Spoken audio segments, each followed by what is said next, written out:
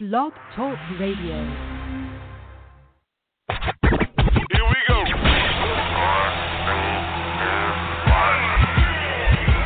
Blast off.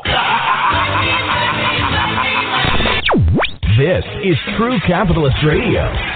True Capitalist Radio. I am your host, the man they call Ghost. The badass of business. Give him capitalism or give him death. That's it. Period. Broadcasting from his Skyline office studios in beautiful downtown Austin, Texas. You sound fruitier than a box of Fruit Loops, for Christ's sake.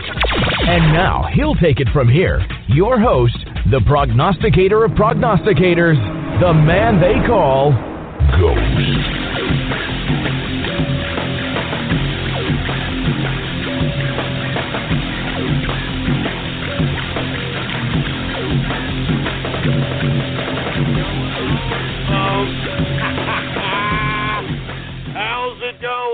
And thank you for tuning in with me to another edition of the True Capitalist Radio broadcast. And of course, I am your host, the man they call Ghost. And once again, folks, I want to thank everybody for tuning in with me. This is episode number 407. Number 407 for all the folks that are keeping track of the True Capitalist Radio broadcast. And before we get into anything else, I'd like for everybody to please spread it around like wildfire and let everybody know that True Capitalist Radio is in effect and in the house. And we are live every Monday through Friday, 4 p.m. Central Standard Time, right here on the official website of the True Capitalist Radio broadcast. It is blogtalkradio.com/ghost. That's blogtalkradio.com/ghost. And if you have not already done so, folks, please follow me on Twitter. The Twitter name to follow is PoliticsGhost. All one word, no underscores. PoliticsGhost is the name to follow. And, of course, folks, I'm also on Gab, which is the Twitter alternative. For all the folks that don't know, go ahead and type in your web browser right now, gab.ai. in your web browser. Go ahead and sign up for the Twitter alternative, Gab. I am also on that social media with the same name, Politics Ghost. All right? Now that we've gotten that all out of the way, folks, let's go ahead and get right into this Wednesday edition of the True Capitalist Radio broadcast. Let's go ahead and get to the markets, folks. I'm sure everybody wants to know what the hell's going on. And I want to be honest with you, I don't know. I don't know. I want to reassure everybody that these all-time highs that we are reaching in the stock market in here are unfounded on any profit basis, on any kind of future forecast basis, on any potential growth basis. This is all hype. I mean, I'm gonna keep reiterating this, folks. I'm not joking around. There is nothing that is justifying these index averages. I'm telling you this right now. This is from somebody who's been investing for a long period of time.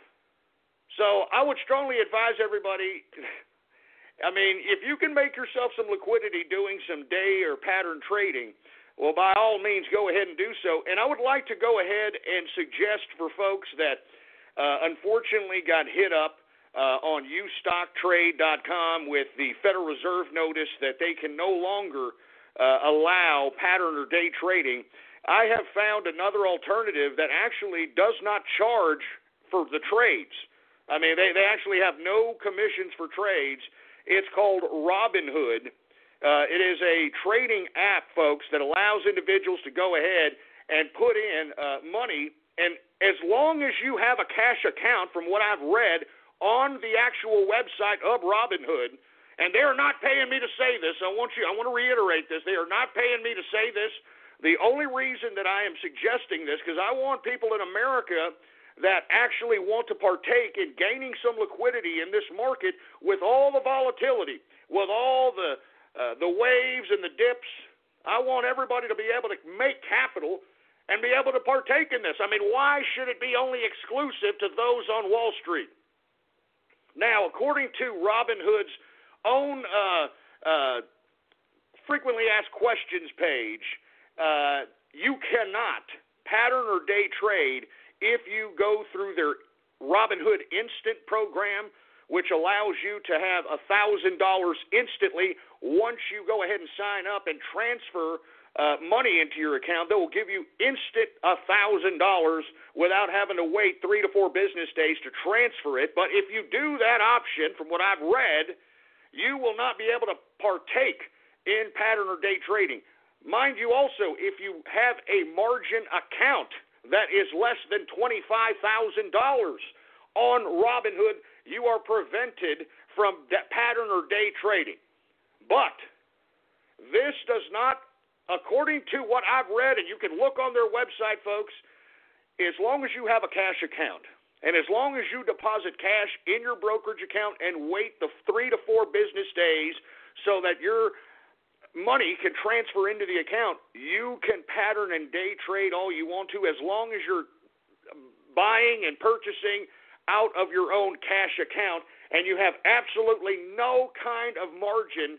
And for you folks that are unfamiliar with margin, I strongly advise you to go ahead and look that up for yourself.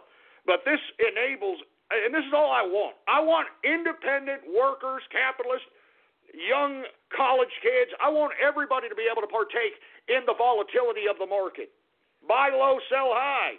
Be able to understand that somebody is going to release their earnings today, and you anticipate based upon your own observation of that given market and based upon a lot of different factors that you anticipate them announcing that they are having better than expected earnings, and then you just invest in there, and then once they announce their earnings, you see the damn stock go up 5-10%, you're out of there. That's liquidity, baby. That's what these damn assholes on Wall Street are doing all day long. So that's why I am encouraging everybody within the sound of my voice, all you've got to do, from what I understand, is just have a cash account on Robinhood, and you can go ahead and partake in day trading without having to fall under the category of having $25,000 in your brokerage account to legally day trade, as long as it's your cash. All right? So I don't know. I'm just saying. I'm just saying what I saw on there. As long as it's a cash account. So. Anyway, I could be wrong. I'm just trying to give people a heads up, folks, all right, because I want people to partake in trading. I want people to partake in this market. And even if you don't want to partake in day trading, open the account and just be waiting for the crash, all right? Just be waiting for the crash because it's going to happen. I mean, it's going to happen. It's not a matter of if, it's when. I mean, I'm telling you, there is nothing justifying these inflated index averages, man. There is nothing justifying it. I mean, what the? Look, I'm telling you, I've been around this market a long time. This is a trap, and it's going to happen. Now, as I stated, even though it's going to crash, I don't think the crash is going to be a prolonged crash. I think we may start seeing the crash affect the market for maybe about 2 quarters, 3 quarters at the most, at the very maximum 4 quarters, and then we're going to start seeing it rise again, much like we did post-2008, 2009 crash. And if you look back in the archive, folks, back then when I basically turned this broadcast from True Conservative Radio to True Capitalist Radio, the Dow Jones Industrials was 8,000 points. 8,000 points. And back then I was encouraging folks to go out there in this market. You know what I'm saying? So anyway,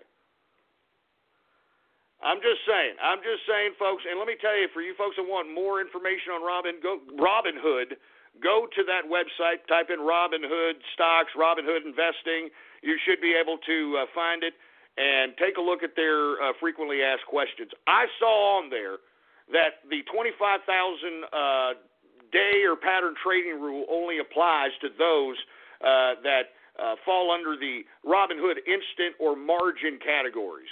So I could be wrong, but either way, there's no commission on the trade, so that within itself makes it highly desirable. So I'm just advising people that, hey, look, you want to open up an account, you want to be able to partake in trading, you want to be able to at least have an account open so that you can partake in the crash if it happens. All right? But we shall see, okay? We shall see. Now, let me go ahead and go to the stock markets because, as I stated, these damn things are damn inflated. I am waiting for the interest rate hike that the Federal Reserve is going to raise here probably at the end of December. All right? And at the same time, fourth quarter earnings, I think, are going to slap people upside the face. All right? Now, I think the only difference that we're going to witness from this crash, from the last crash, is that what really caused the last crash, folks, was the contraction in the employment market. We saw massive amounts of layoffs during 2008, and it wasn't just blue-collar jobs that were being laid off. These were white-collar jobs, massive amounts of people being laid off, and a lot of these folks put their names on the line on mortgages. And because the contraction in the employment market happened, the mortgages began to foreclose. And not to mention, were mortgages foreclosing based upon the contraction of the employment market, they were also falling because of the maturity of the subprime loan mortgages that everybody has come to know and love. For you folks that are unfamiliar with subprime mortgages, this is, for a lack of a better term, a financial instrument in which you can basically get a home loan, and they will give you a low payment for the first 4 years. And the whole idea of doing this is so that people can get acquainted with their home, be able to get established, and be able to, kind of budget themselves. So when the subprime maturity comes into play, which is 4 years typically, or 6 years in some cases, all right, they basically bump up the price of the mortgage because the whole idea of subprime was to give them a break and a low mortgage payment for the first 4 years. Then when the subprime started maturing back in 08, 09, we started seeing folks that couldn't afford the double or triple mortgage payments that kind of just came on them all of a sudden, even though it was right there in the dotted line when they signed a goddamn mortgage, for Christ's sake. And because they couldn't afford those mortgages, that's when we started seeing more and more foreclosures. And when the foreclosures happened, folks, that is really the tipping point. Because when the foreclosures happened, that brought down, in a dramatic fashion, the real estate market. And it had been the first time the real estate market had ever dipped or even crashed since the early 1900s. So it was a really big shock, not only for the real estate market, but for the banking system, because they're the ones that actually give mortgages in exchange for these properties. Now, how you pull out a mortgage is like this, folks, okay? Typically what you do is you put money down on a home. Typically it's about 15 to 20% in a regular financial institution. If you get an FHA loan, which is a government-backed loan, for Christ's sake, you can drop as little as 2% from what I understand. You can drop down 2%, and the damn government will give you a home loan at 2% down. Now, with that being said, the reason they can do this is because the people that are giving you the money to purchase the home, they are utilizing the property in general as collateral. So what that means is that they are lending you the money to purchase the home, and they are charging you interest on that payment for the mortgage, for the loan itself. And if for some reason you can't pay the loan anymore, they can come in and just take the property because it is technically their collateral. All right? It is technically their collateral. Now, the reason that this particular business model in banking works is because the real estate market had never seen a collapse or a major dip since the early 1900s. So real estate at the time was, a safe investment for everybody. So that's why the banks had no problem doing this on a massive scale. Now, when you had a whole bunch of foreclosures going on, all of a sudden the freaking real estate market collapsed. And then as more and more people started foreclosing, and more people started getting rid of their homes and getting their homes foreclosed on, the real estate market just collapsed into a point where banks that gave out loans for $1 million homes, like let's say they gave out $1 million loan, the damn real estate market collapsed so much that $1 million mortgage, based on the market, based on the collapse of the market, that home was now worth about $250,000. Now, that in turn caused the bank to have, quote, toxic assets, which in turn, folks, jeopardized the integrity of everybody's savings account at the bank, all right? I'm serious, all right? I'm not joking around.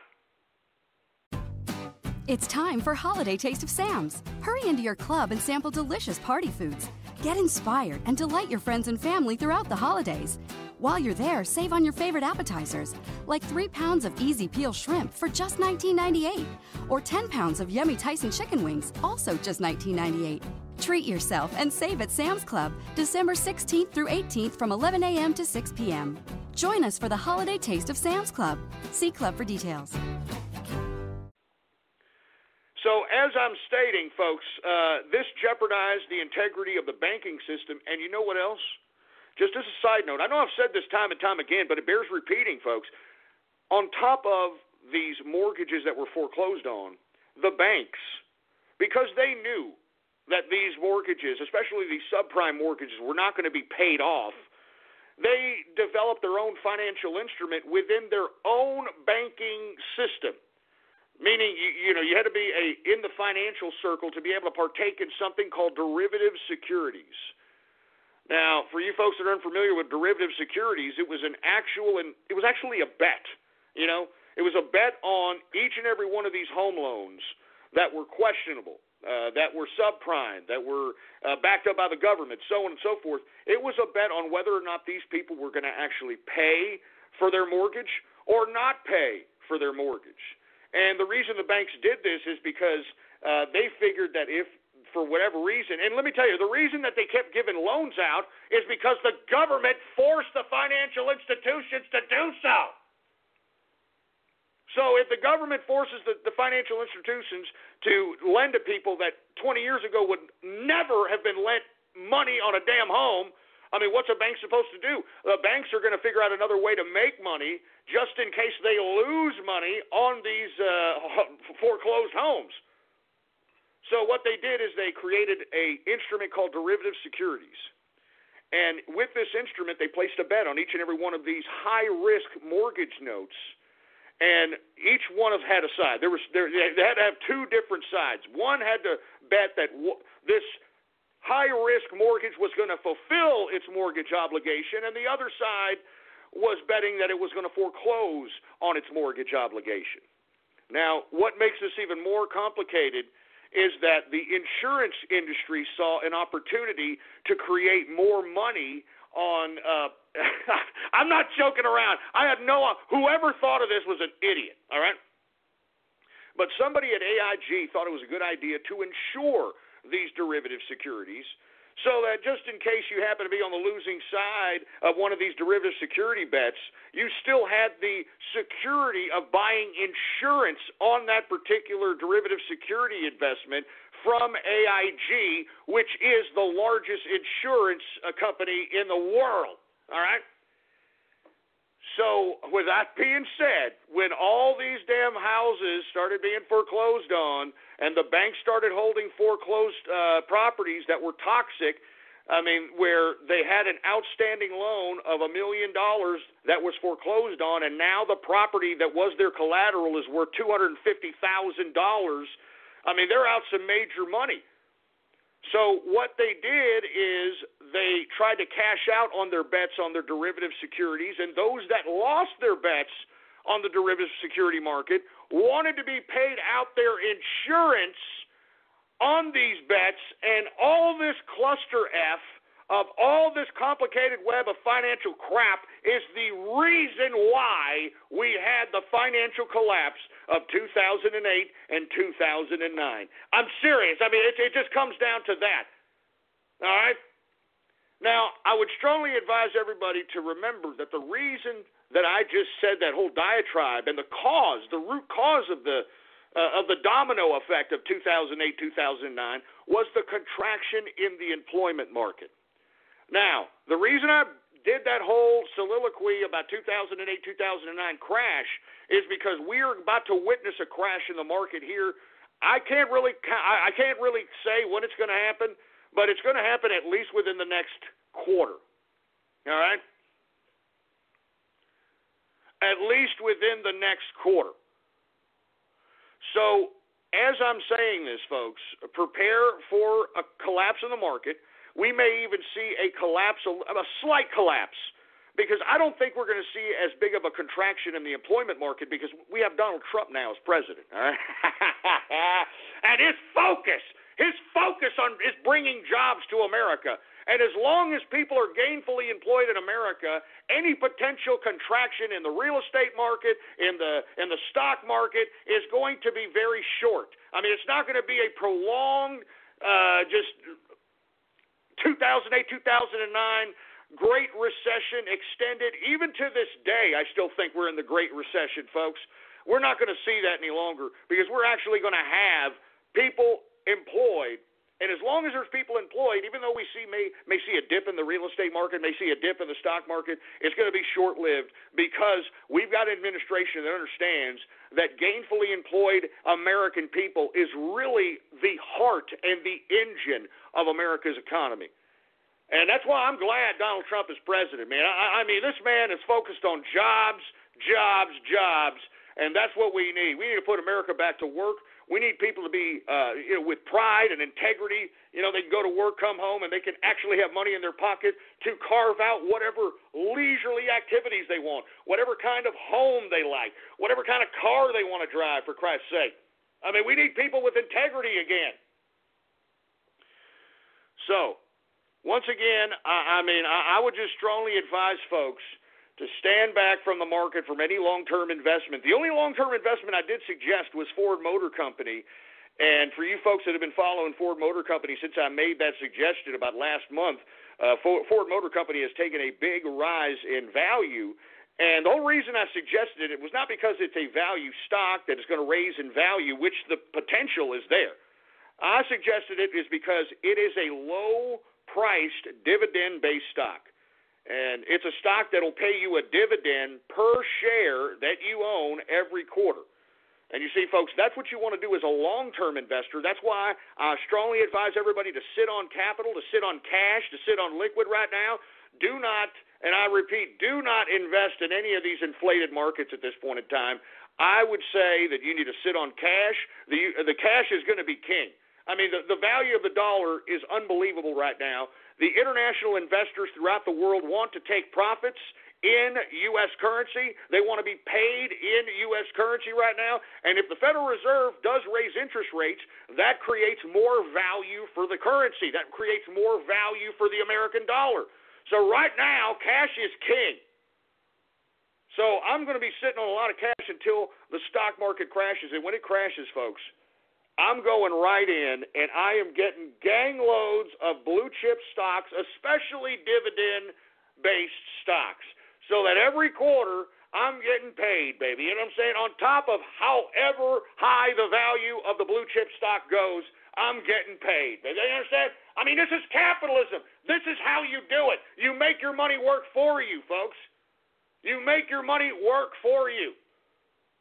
I mean, that's why I'm doing this broadcast in hopes of sparking synapses, in capitalists' brains throughout the world. That's what I'm doing. Anyway, let's get to the markets. I didn't mean to go off on that whole soliloquy, but I definitely want people to realize that, this is going to crash, but it's not going to be a prolonged crash because we have a president that is going to focus on employment. And that the reason the crash in 2008 happened, and it happened at a very rapid pace, is because of the chain of events that I just explained to you previously. All right? And the basis of it was the contraction in the employment market. But right now, folks, I believe that we have a president that understands that we need jobs here. We need to start producing again. I've been saying this since 2008, 2009. You can go back in the archive if you don't believe me. I said the only thing, and I used to say that back then, the only thing that America produces is cheeseburgers and entertainment. That's the only thing we produce. All right? Now that we got a president that understands that we need to bring some means of production back to America again, we are going to start making made in America mean something again. And let me tell you, it ain't going to take but 4 years before the entire world seeks out American goods because we have pride in ourselves, we have integrity in our work ethic, and we have pride in our products.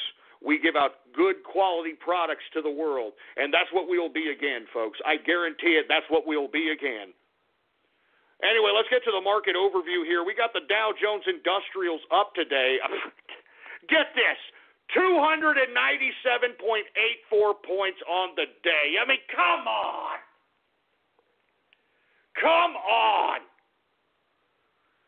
A percentage increase of 1.55% on the day. All right? Closing out the Dow Jones Industrials at 19,549.62 points. I mean, this is just unreal. I mean, this is just unreal. And I'm telling you this right now, there's nothing justifying this. There is nothing justifying these inflated stock prices, man. The only reason that we've had these stock prices, the only reason that we have this index composite average is because there's so much outstanding currency out here that's floating around, and these folks that have been accumulating this currency and saving this currency, they ain't going to save it in the bank, because at the rate at which the Federal Reserve have been printing out money, at the rate at which the government has been spending money, I mean, putting it in a bank at even at a high interest rate won't even cover the rate of inflation. So that's why you have, folks, so many people going into the stock market, going into the real estate market, going into other assets. And as Carl Icahn said, the great Carl Icahn, we are in an asset bubble, and it's only a matter of time before everything starts exploding and just completely popping. So I'm waiting for that, folks. I mean, why do you think I'm positioning myself currently to do this? I've sold off the majority of my properties. I've sold off the majority of shares that I've purchased at least within the past 8 years. All right? I mean, all of them, man. I mean, I am waiting for the crash so that I cashed out. I got a lot of cash. I'm going to be sitting on a lot of cash. When the Federal Reserve raises interest rates, I mean, that's going to tank the market. That's going to obviously contract a lot of different things because the value of the dollar is going to be that much more potent. So I'm waiting. I'm waiting. Anyway, folks, let's continue going here. The S&P 500 is up today, 29.12 points. I mean, come on! I mean, a percentage increase of 1.32% on the day, closing out the S&P at 2,241.35 points for the S&P 500. This is just ridiculous. This is just utterly ridiculous. And let me tell you, listen to me, I am a bullish investor. Believe me, I'm a bullish investor. But I've seen this before. I've seen this several times. 87, 99, 2008, 2009. I mean, let me tell you, I've seen this before. What goes up must come down. Do you understand that? Anyway, I don't know what these people. This is a trap. Do not buy anything for the long term. I'm telling you, at these prices, this is just ridiculous. There are going to be a lot of people holding the bag. I can tell you that right damn now. There's going to be a lot of people holding the bag. Anyway, we've got the NASDAQ. The NASDAQ composite is up today, 60.76 points. Jesus Christ, a percentage increase of 1.14% on the day. Closing out the NASDAQ at 5,393.76 points. Good God! It's a trap, folks. I'm telling you, the earnings don't justify these inflated prices. The forecast of the future do not justify these inflated prices. This is a trap, and I strongly advise anybody, I mean, don't be riding high on your 401k right now because it can come crashing down. It can come crashing down, folks, all right? Now, let's go ahead and get to commodities, shall we? Now, because the dollar is riding high right now, traditional investing will say that if the value of the dollar goes up, commodities will go down in price because the value of the dollar is that much more valuable. Well, that's exactly what we're seeing. But in energy, folks, that's not the application of financial philosophy that's going on here.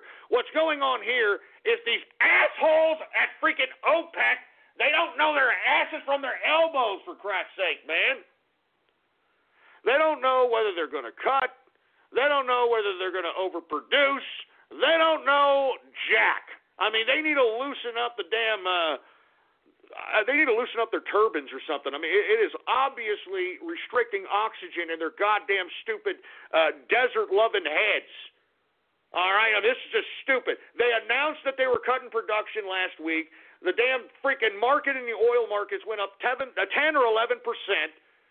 And then the IAEA comes out and says, well, these idiots aren't cutting. I mean, they're saying they're going to cut, but they're not cutting. And this is what's tanking the goddamn market again. I mean, it's stupid, man. And let me tell you, I am glad that Donald Trump is elected president because now we are going to open up. We are going to open up our own energy production in America, which will not only create big-time, high-paying jobs on both the blue-collar and the white-collar end, but, folks, it will bring down the cost of energy as a whole. It will bring down the cost of gasoline. It will bring down these energy costs, which will put more money in the pocket of the consumer. It will put more money in the pocket of the consumer. So, I mean, these idiots at OPEC, your days are numbered as being the monopolists of oil in the world. Because we found a badass oil deposit in Texas over here. We found another badass oil deposit out there in Alaska. We don't need OPEC. We don't need them. Anyway, WTI is down today, folks, $1.09, a percentage decrease of 2.14% on the day, closing out WTI sweet crude at $49.84 per barrel of WTI sweet crude. We've got Brent crude, folks, down today 93 cents, a percentage decrease of 1.72% on the day, 1.72% decrease on the day, closing out Brent crude at $53 even per barrel of Brent crude oil. We got gasoline down today, folks, 1.89% on the day.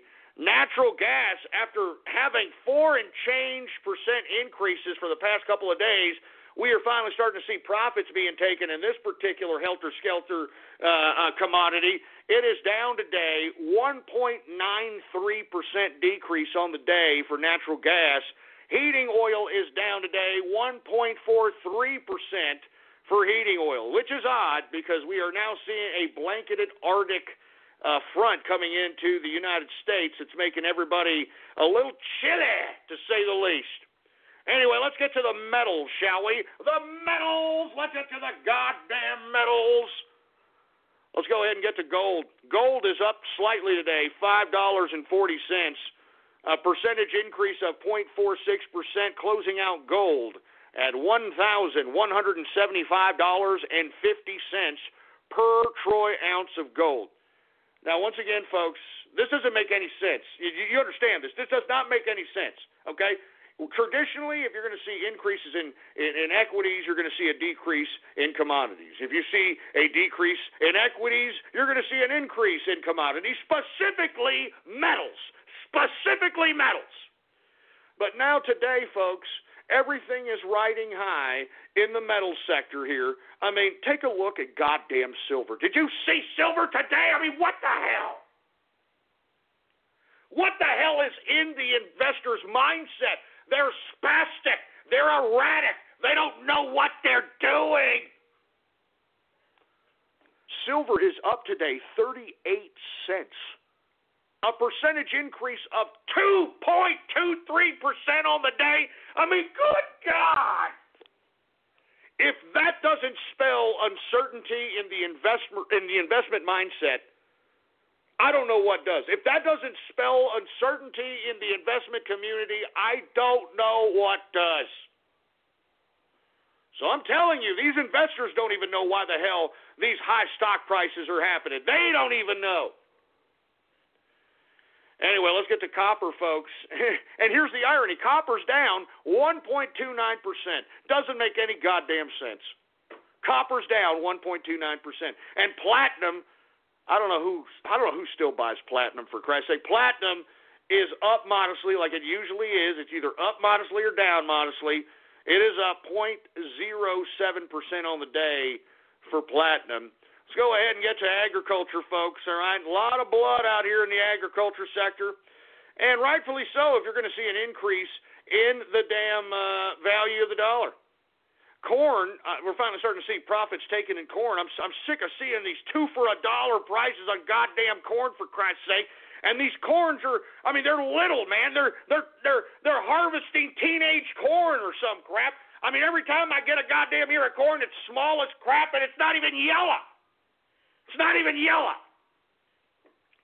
But that goes to show that crop report that we read earlier this year, or actually earlier this fall, I should say, was fairly accurate in its reporting, and it's being reflected in the commodities prices, folks. Anyway, we've got wheat down today, 1.41% decrease for wheat, folks.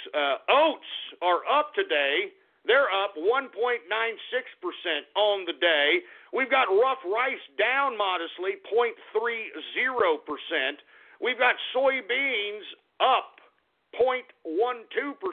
Soybean oil up 0.29%. Canola is up 0.11%. Let's go ahead and get to the soft, shall we? Now, cocoa, we are seeing dramatic decreases in cocoa. It seems to me as if, chocolate lovers may have a decent holiday season. We may not see very high prices going into cocoa, of course, until Valentine's Day happens. I mean, that's everybody's prep. But lo and behold, I have not seen, these levels of decrease in cocoa for a long period of time. And, of course, cocoa is the base for chocolate. We've got coffee. Hey, dude, just don't talk to me. Don't talk to me unless I have my coffee, dude. Just don't talk to Shut up! I hate coffee. Anyway, we've got coffee down today, 0.21%. And, we've been seeing some decreases in coffee. So does that mean, are we going to see less, Starbucks $10 latte, $12 latte crap? I mean, we're going to see less prices at Starbucks? Freaking Starbucks. Anyway, we've got sugar. Sugar is up today, 0.62% on the day. Orange juice is seeing some retraction. I have no idea why, but it is down today, 1.31% on the day. And as I stated, we are seeing the lowest, the absolute lowest in the past 30 years crop output for oranges. So I have no idea what the investors are reacting to on this sell-off. We've got cotton is down today, 0.39%. Lumber is down 0.81%. Rubber is up. I guess everybody's going to be maybe doing some blah, blah, blah, blah, blah, blah, blah, on the holiday season, so they're stocking up on the prophylactics or something. Rubber is up 1.32% on the day for rubber, and ethanol is up today, 2.62% on the day. Good God. Anyway, let's get to livestock, shall we? Now, yesterday we did see a slight bit of increase in the livestock sector, but we're seeing that level out today. Live cattle is it's down today. Live cattle is down modestly, 0.25%, yet cattle feeder is up modestly, 0.10%. And, folks, what the hell did I say about lean hogs, baby? What did I say? We saw foreign change increase percent yesterday. Today, folks, get this, lean hogs up 3.96% on the day. The prognosticator of prognosticators strikes again. And let me tell you, there are some people that actually heeded that play that I prognosticated on lean hogs. Some of the folks were even asking me if they should take profits now. And let me tell you, I said, hey, it's up to you, but I see the continued shortage and the increased demand. And it's not the shortage in the actual production of lean hog.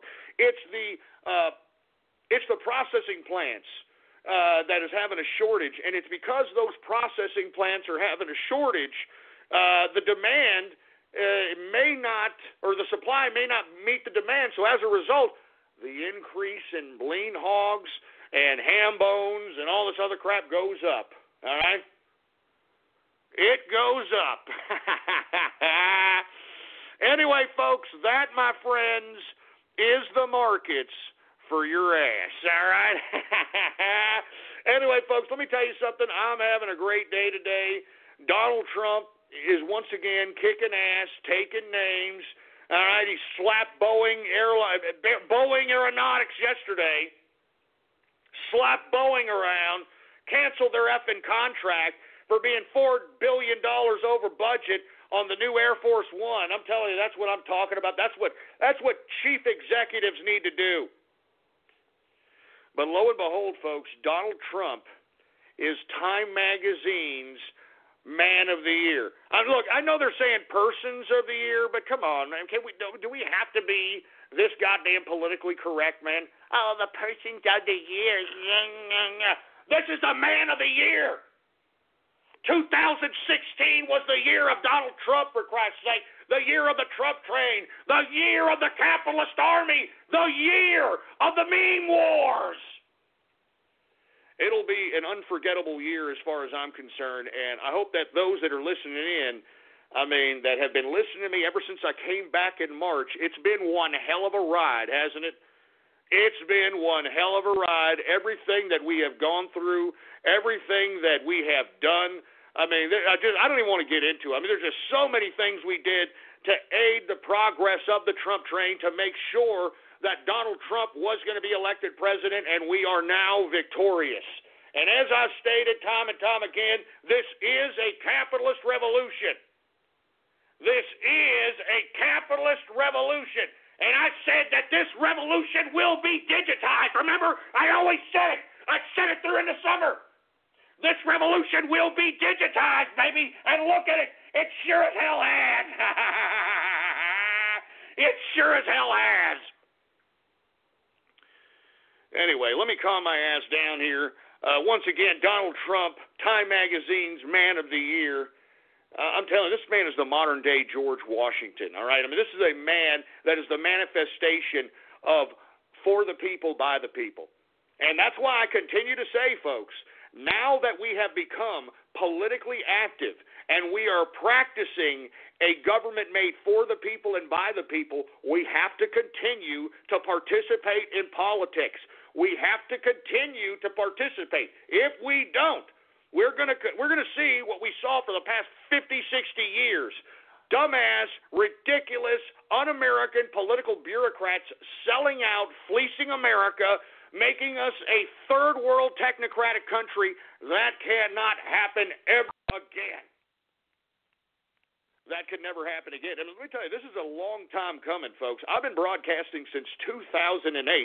Even in those broadcasts, I was screaming about how America is being flushed down the proverbial toilet, how nobody cares about America, how the imbalanced trade deals are literally crippling America, how feminism was crippling America. I talked about all the issues that are affecting modern-day America today. I talked about them 8 goddamn years ago.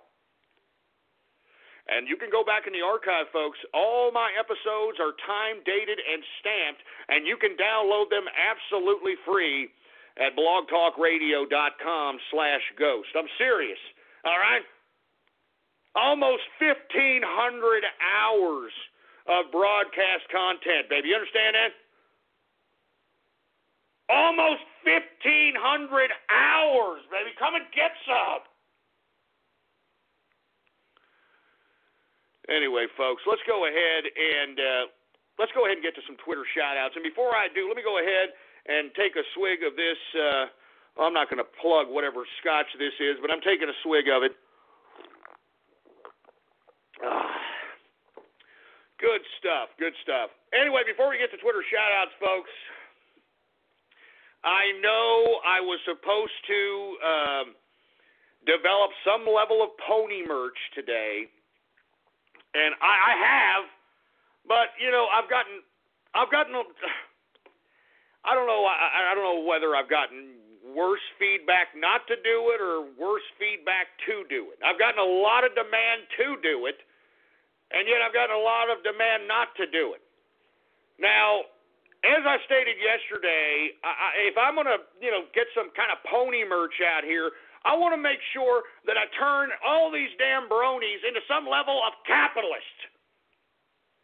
All right? I want going to turn these damn bronies into some level of capitalist to some capacity. So when I was developing this pony merch, that's what I thought about. And we're going to unveil the pony merch right before Radio Graffiti. So for those folks that are kind of like cringing at this whole nonsense, my apologies, but a deal's a deal's a deal's a deal. You know what I'm saying? I mean, there were at least a good 5 or 6 people that bought 5 to 10 Mrs. Ghost autographs with the intention of trying to get pony merch as a possibility for the merchandise of the True Capitalist Radio Show. So, I mean, with that being said, some of these bronies actually put their money where their mouth is, and I am a capitalist, and I am a man of my word. I do appreciate demands, and I like to suffice demands. So that's what I'll be doing here later, and we're going to go ahead and we're going to announce that later on in the broadcast. We have taken down Mrs. Ghost's autographs. We are going to mail the entire folks that purchased Mrs. Ghost's autographs. We're going to mail those out, if not tomorrow, Friday. Mrs. Ghost is, signing her hand off, and moreover, I've got to make some capitalism or death ghost autographs for the people that purchased 5 or more.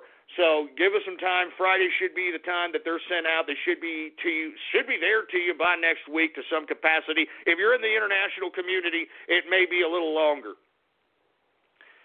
So anyway, without any further ado, let's go ahead and let's get to some Twitter shout-outs right now. And for you folks that are unaware, that are just tuning in, how we take Twitter shout-outs is you go to my Twitter account, all right? All right, you go to my Twitter account right now, Politics Ghost, all one word, no underscores, Politics Ghost, and retweet the first tweet on my Twitter account. And the tweet to retweet is True Capitalist Radio Live. That's right, True Capitalist Radio Live. If you tweet that tweet, I will give you a Twitter shout-out live right here in the broadcast right now. Hey, engineer, do we have any Twitter shout-outs to be had here? Well, all right, let's go ahead and get to some Twitter shout-outs right now. Hey, what do we got here? We got Burrito in the house. We got Steinbrenner in the place. What's going on to Shizbro? How you doing, man? We got, who else do we got? We got Sergeant Yoda in the house. The MySpace Mexican out there. What's going on to the MySpace Mexican? We've got the Wise Wolf, Disco Waffle in the house. We got the Brony Network in the place. Who else do we got here? Sinkhole 1, SAPD 0. That's not funny, man. All right, I'm just saying that's not funny. Anyway, we've got Tweely Atkins. We've got, I'm not saying that for Christ's sake, man. We've got Dance Floor Too Hot. Oh, are y'all still on with this Oakland crap? Come on. We got Pennsylvania for Ghost. We got Boeing Slap to Hawaii. We've got I'm not saying that, man. I'm not saying that. We've got Buster Cherry. Seriously, man? I mean, give me a freaking break. Markets equal enemy time. Well, then get the hell off my show. Let me tell you something. During the markets hour, I'm giving you information. I'm giving you information that folks literally pay people thousands of dollars for, just so that they can advise them where to invest, what to do, how things are, investment terms. I mean, all this crap, and you're just sitting there waxing your goddamn character cartoon fetish crap. Jesus Christ, we got Correct the Record. Oh, here we go again with Correct the Record. Yeah, that's great. Oakland burn victims, BER, burn victims. That's not funny, man. I don't understand why you people think that this kind of garbage is funny. I don't get it. That is very macabre, to say the damn least. Very macabre. Anyway, who else do we got going on over here? We got, I'm not saying that disgusting name. Nosebleed First, RIP next. Shut up, stupid son of a bitch. Why do y'all want me dead? Why do you...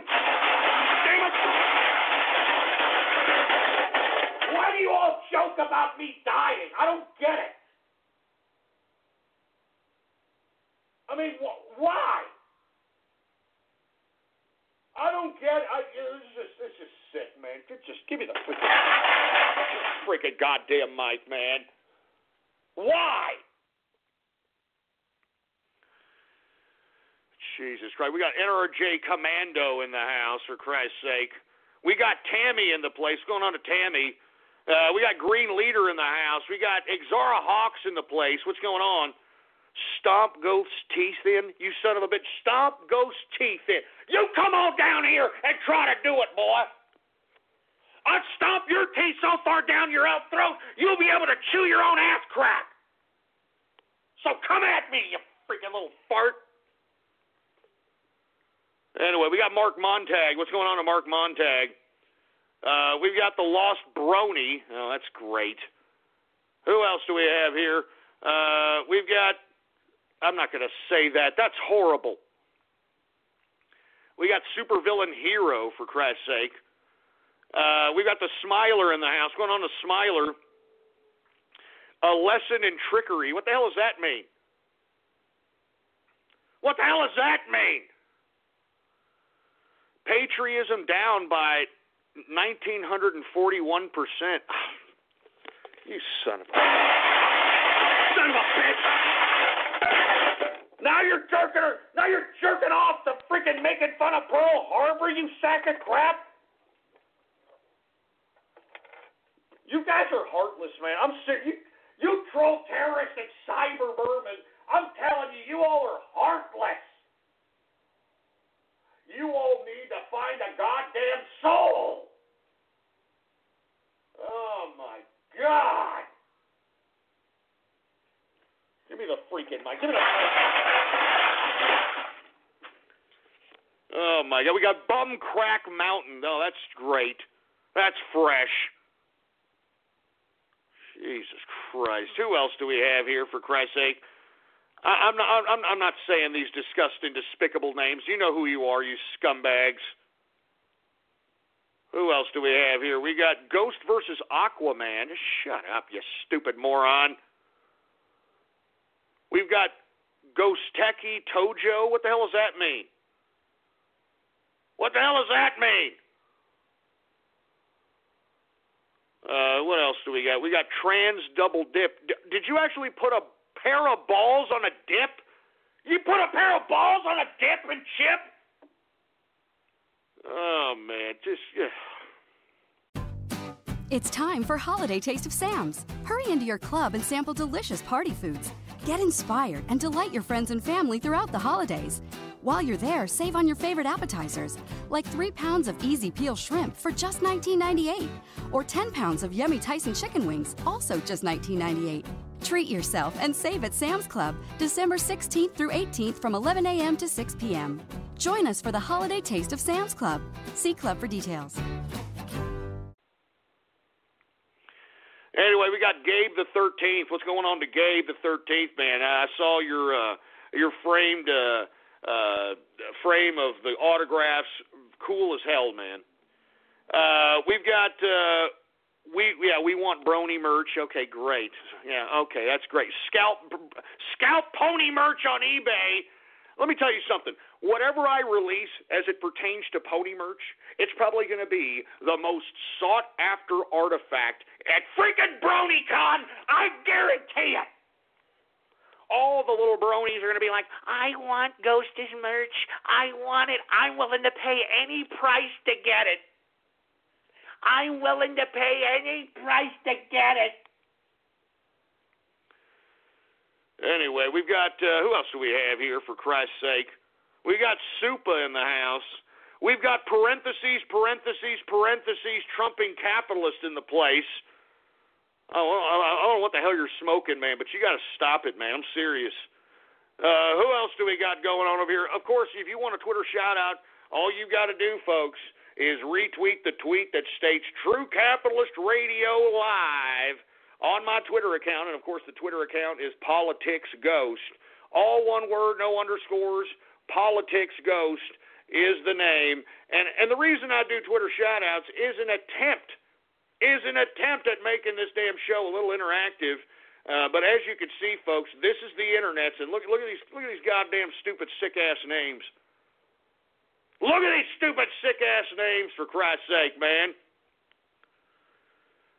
Look at this, the Indonesian Quaker. The Indonesian Quaker. I mean, come on, man, that's sick. You trolls are sick. We've got 727 in the house. We got CDI fan 237. What's going on? What's going on to Aussie Capitalist? How you doing, man? I appreciate you retweeting everything. How you doing, man? Who else do we got here? We got Remington in the house. Cam the Man in the place. We got Venison in the place. What's going on to Venison? We got Pokemon Go plane crash. Ah, Jesus Christ, man. Enough of this crap, all right? Please, enough. If you want a Twitter shout-out, get a goddamn Twitter shout-out. Do not stop with this crap. Anyway, we got Z Frostwire in the place. What's going on, man? How you doing? We got King Ed Undead. We got OG Toru in the place. We got Scott C. Maga in the house. What's going on? We got Javier Palenzuela. What's going on? Who else do we have here? I'm not going to say that disgusting name. You guys are getting sick with these names, man. You guys are getting sick with these names. We got the Green Bio in the place. What's going on? Jesus Christ. Who else do we have, for Christ's sake? McCain for VA Secretary. Are you kidding me? Jesus Christ. We got Scarlet Moon. All right, what's going on? We got Billy the Belt Boy. Oh, Jesus Christ. Billy the Belt Boy. Oh, Jesus Christ. And I'm telling you, man, I try, and every time I do this, every time that I try to make this a little interactive, this is the kind of crap that I have to put up with, man. I mean, just look in the archive and see how many years I've been having to put up with this crap. Jesus Christ, man. I don't know what to do anymore with these damn troll terrorists and cyber vermin anymore. I don't know. Jesus Christ. And look, here's Bobby the Burrito Boy. Oh, okay, great. Jesus Christ, man. The Tard Crew. Oh, God, man. Who else, for Christ's sake? Going down in history. All right, what's going on going down in history? We got Trans Alamo. They put a freaking pair of balls on the Alamo. That's... oh, my God. Sergeant Putin Tickler. Sergeant Putin Tickler? Like Vladimir Putin? You guys are sick, man. You know what I mean? You guys are goddamn sick. I'm only going to take a couple of more of these because I can see where this is going, for Christ's sake. And look, there's BJ's for Chuck E. Cheese coins. I mean, God damn it! Only a sick-ass group of troll terrorists and cyber vermin like you people could concoct these types of sick-ass twisted names. Only you people. Only you goddamn sick sons of bitches, man. BJ's for Chuck E. Cheese coins. I mean, what the...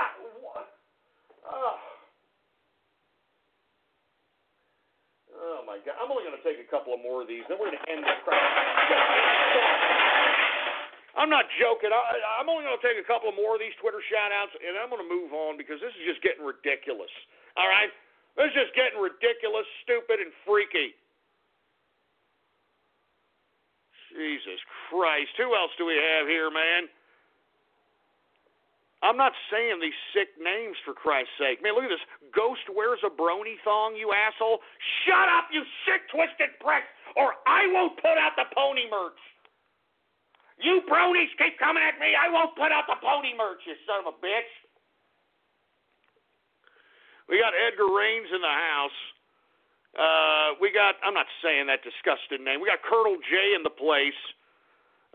We got Just Follow My Moves. All right, whatever. We got Detective Han Hanzo.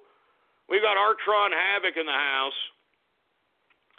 We got Plakotomus, I believe that's how you say it. Plakostomus, 1138. What's going on? Good to see you. Omni Raider in the house. I'm serious, man. I'm only going to take a couple more of these Twitter shout-outs. And you see, this is what you get for trying to make this show a little interactive. That's what I get. That's what I get. Anyway, who else do we got here? I'm not saying that. For BJ for a cheeseburger. Oh, now, is this where we're going now? Is this where we're going now? Oh. Yeah. Ghost versus Trump. Why would I go against Trump for? All right, he's making America great again. There, you stupid dumbass. We've got Distilling Capitalist in the house. Going on to Distilling Capitalist, and there's the Whore Master. Oh yes, I am the Whore Master. Oh my God, BJ for Comet Pizza Coin. You dumbass sick.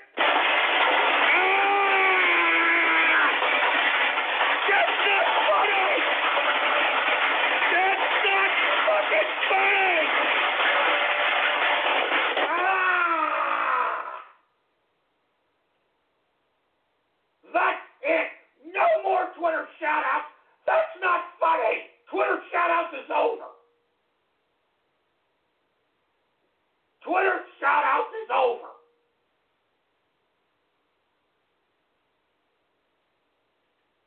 Oh, man. Give me a break, man. Good God.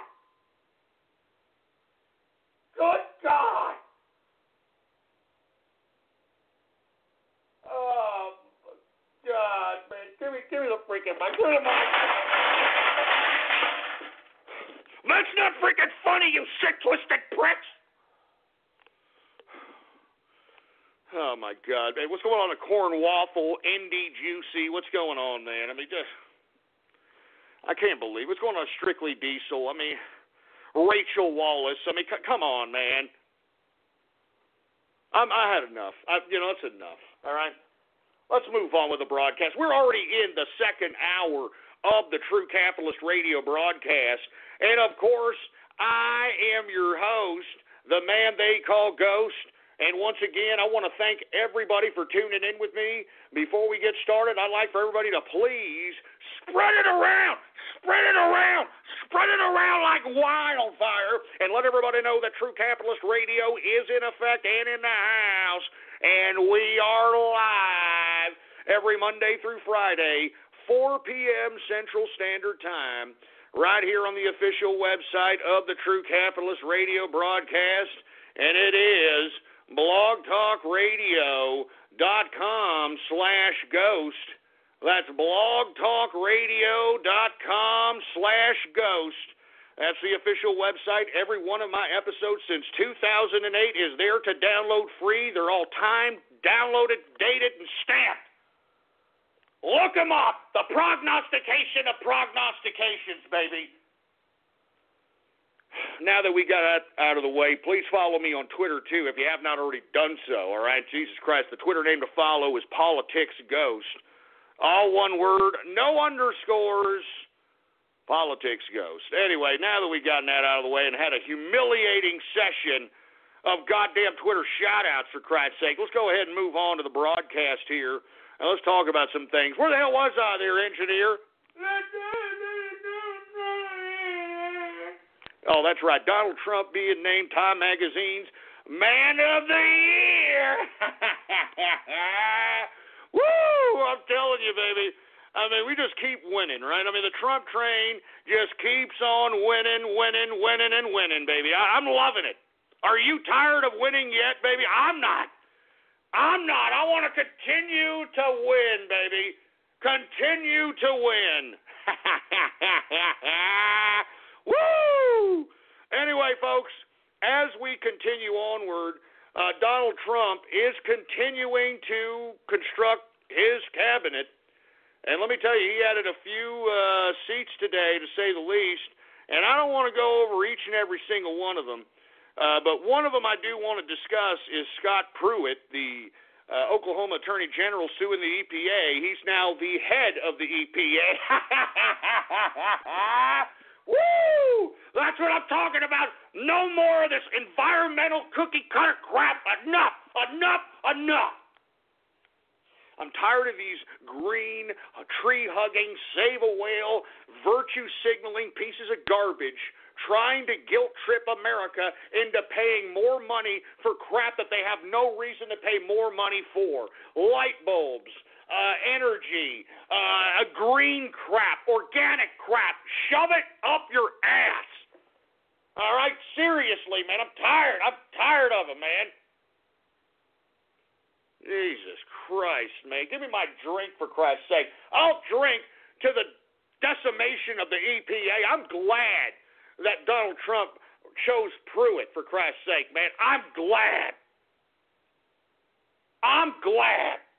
I'm sick of the EPA, man. The EPA giving all these regulations to businesses, for Christ's sake. Enough regulation. It's time to start making America business-friendly again. Give me my damn drink, for Christ's sake. Man, that's some good stuff right there. Anyway, folks, once again, we are winning, all right? I mean, the EPA, I tell you this right now, you couldn't have chosen a better guy for the EPA. A man who was suing the EPA now heads the EPA. But you know what? This is going to trigger a bunch of these environmentalist jerk dicks. And you know what? Tough titty. Tough titty. I'm tired of these virtue signaling pieces of crap thinking because, a couple of plastic bags are ruining the world, for Christ's sake. Shove it up your goddamn global warming asses. And speaking of which, where's the global warming? Remember, that was their initial narrative when they started realizing that the globe wasn't warming. Now they've changed that narrative to climate change. I mean, that is such an oxymoron. Of course the climate changes, you stupid asshole. We've got different seasons, for Christ's sake. Of course the climate's going to change. But they'd abandoned that global warming crap real quick, didn't they, huh? Especially right now. Supposedly, and I think I called this earlier this year, that this was supposed to be one of the coldest winters that we have seen in a long period of time. And I'm telling you this right now, folks. I mean, this is why these dumbasses in the supposed environmentalist community out here are now trying to change the narrative from global warming. They don't even want to remember that name. They don't even want to remember that that was what they first initiated as the idea of what is now known as climate change. Remember, that's what dumbass Al Gore made his billions on, for Christ's sake, selling this dumbass ridiculousness of global warming. And now that the damn thing is not warming up, all of a sudden, it's got to change. That narrative's got to change. Oh, well, it's not global warming, it's climate change now. The climate is changing, okay? It's changing. Jesus Christ, shove it up your ass. Anyway, great appointment, Trump, all right? We need somebody anti-EPA, the head of the EPA. And let me tell you, isn't that what I've always said? That we need somebody and officials elected into public office so that they could dismantle it? I'm tired of all this bureaucracy, man. I cannot wait. I said this yesterday. I'm going to say it again. I'm excited about it. I can't wait to see these government bureaucrats on the goddamn unemployment line where they belong. I can't wait till they have to be accountable for their damn job, for their work ethic, for their mental capacity, for Christ's sake. I can't wait. Because there's not a group of people that deserve it more than these disgusting, pathetic, soulless bureaucrats as far as I'm concerned, boy. That's all there is to it. Anyway, folks, that wasn't the only person he appointed today. He appointed a retired Marine General, General John F. Kelly, which, folks, this man is anti-immigrant. He is pro-border. This is a man that's going to be heading the organization that has me under surveillance. That is Department of Homeland Security. Yes! Hey, General John F. Kelly, if you could please, sir, please, when you take power of Department of Homeland Security, if you could forward me the agent that double-dipped my goddamn chip at the freaking taco bar. Damn it! I want to beat his ass! I want to beat his ass! I want to beat his ass! That son son of a bitch. I cannot let that go. I'm serious. I remember that son of a bitch's face. I'm telling you this right now. So John F. Kelly, General John F. Kelly, please, if you're listening to me, please forward me the information to that goddamn asshole who confronted me and my wife at the taco bar, and this asshole took one of my freaking chips and double-dipped the damn chip. Tried to intimidate me, trying to scare me, for Christ's sake. Get the hell out of here. Get out. Give me the freaking mic. I tell you, General John Kelly will be a hell of a lot better a Department of Homeland Security head than Jay Johnson, some mulatto goddamn bureaucrat whose father was funded by the Rockefeller Foundation and the Ford Foundation, for Christ's sake. I mean, give me a break, man. Give me a break. You know that Timothy Geithner's father, the former Treasury Secretary under Barack Obama, he ran the Ford Foundation. So it's no coincidence why you have Barack Obama, which, of course, got funded by the Ford Foundation and a bunch of other nefarious groups during his upbringing. And lo and behold, what happened? Timothy Geithner comes in as Secretary of Treasury. Timothy Geithner's father, the head of the Ford Foundation for a good amount of time. I mean, it all comes together, folks. I mean, give me a freaking break. All right? Anyway, let's continue on, folks. He also, from the reports I've gotten, Linda McMahon, I believe, is in the talks, if not has been nominated already, for the Small Business Association. Linda McMahon, of course, is the other half of Vince McMahon, the guy who is owner of WWE organization, or I should say founder. It's now a public company. The founder of WWE Corporation. And to be completely honest with you, I like that appointment because we need somebody who is literally gone from the ground up, heading the Small Business Association. Because I'm tired of the Small Business Association giving loans to people that have no business having business loans, all right? I mean, seriously. All right? I mean, we want individuals that are going to take advantage of the Small Business Association to be able to have competent business models to not only pay back the individuals that are, the trustees of these particular loans, but at the same time give a little bit of a profit, all right? Get a little bit of a damn profit on some of these goddamn small business loans that the government is giving out to folks that are starting goddamn small businesses. Now, somebody did tweet at me that it is confirmed Linda McMahon is going to be the head of the Small Business Association. I mean, this is great. This is great news here. And for you folks that are unaware of Vince McMahon's story, Vince McMahon's father was, the head of the promotional circuit across the East Coast. And at the time, during the 70s and the 60s, 70s, and 80s, there was a circuit-type scene in wrestling. There was the South Circuit, there was the West Coast Circuit, there was the Texas Circuit, there's the East Coast Circuit, and each and every one of these circuits was basically headed by wrestling promoters. Now, when Vince McMahon Sr. got old enough to be able to, quote, sell, because that's what you want to do. You don't want to give your kid anything just for the tax purposes. But when he decided to sell what was then WWF, Worldwide Wrestling Federation, to his son Vince McMahon decided that why are we having to oblige all these circuits? Why do we have to go out and do all these tours? Why do we have to do this? I mean, because back then, wrestling, it was a working man's sport. I mean, you had to go out, you had to tour, you had to do live shows, you had to literally go out and do a lot of work as a physical wrestler. Even though it was, entertainment at the time, it was still a lot of work because there was no concept at the time of televising these particular events on a recorded or pre-recorded basis. And you see, that's where Vince McMahon found his success as a wrestling promoter and then turned himself into a wrestling company is when he decided that instead of doing all these live shows in an attempt to promote his organization, he was going to put on a pre-recorded video program and then basically have that broadcasted on one of the networks. And lo and behold, when he did that, that's what created the brand.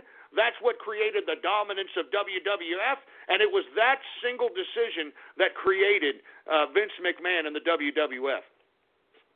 I'm serious. That's what created his whole dominance in the damn wrestling scene. And let me tell you, I'm going to be honest with you. I used to like wrestling. I mean, I used to have pay-per-view.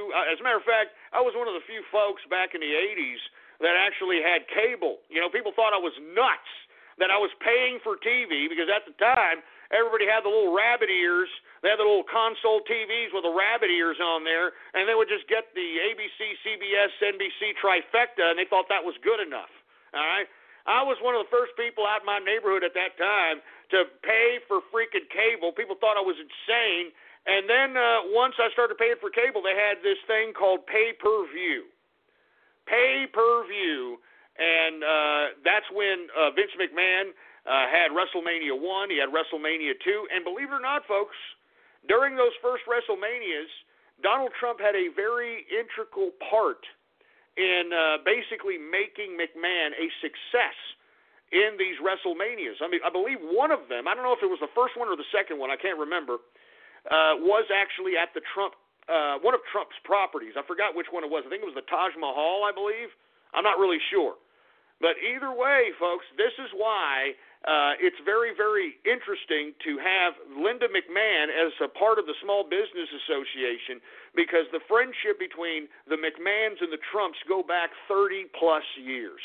And if it hadn't have been for Donald Trump allowing Vince McMahon to hold one of his first WrestleManias at his property, I don't think that the idea of pay-per-view wrestling would have ever have been a concept. All right? I'm serious. I'm serious. And people were saying that the first Manias were closed circuit. I beg to differ. I've got, I think, 1 and 2 somewhere. I don't know. It may be in a freaking storage locker somewhere.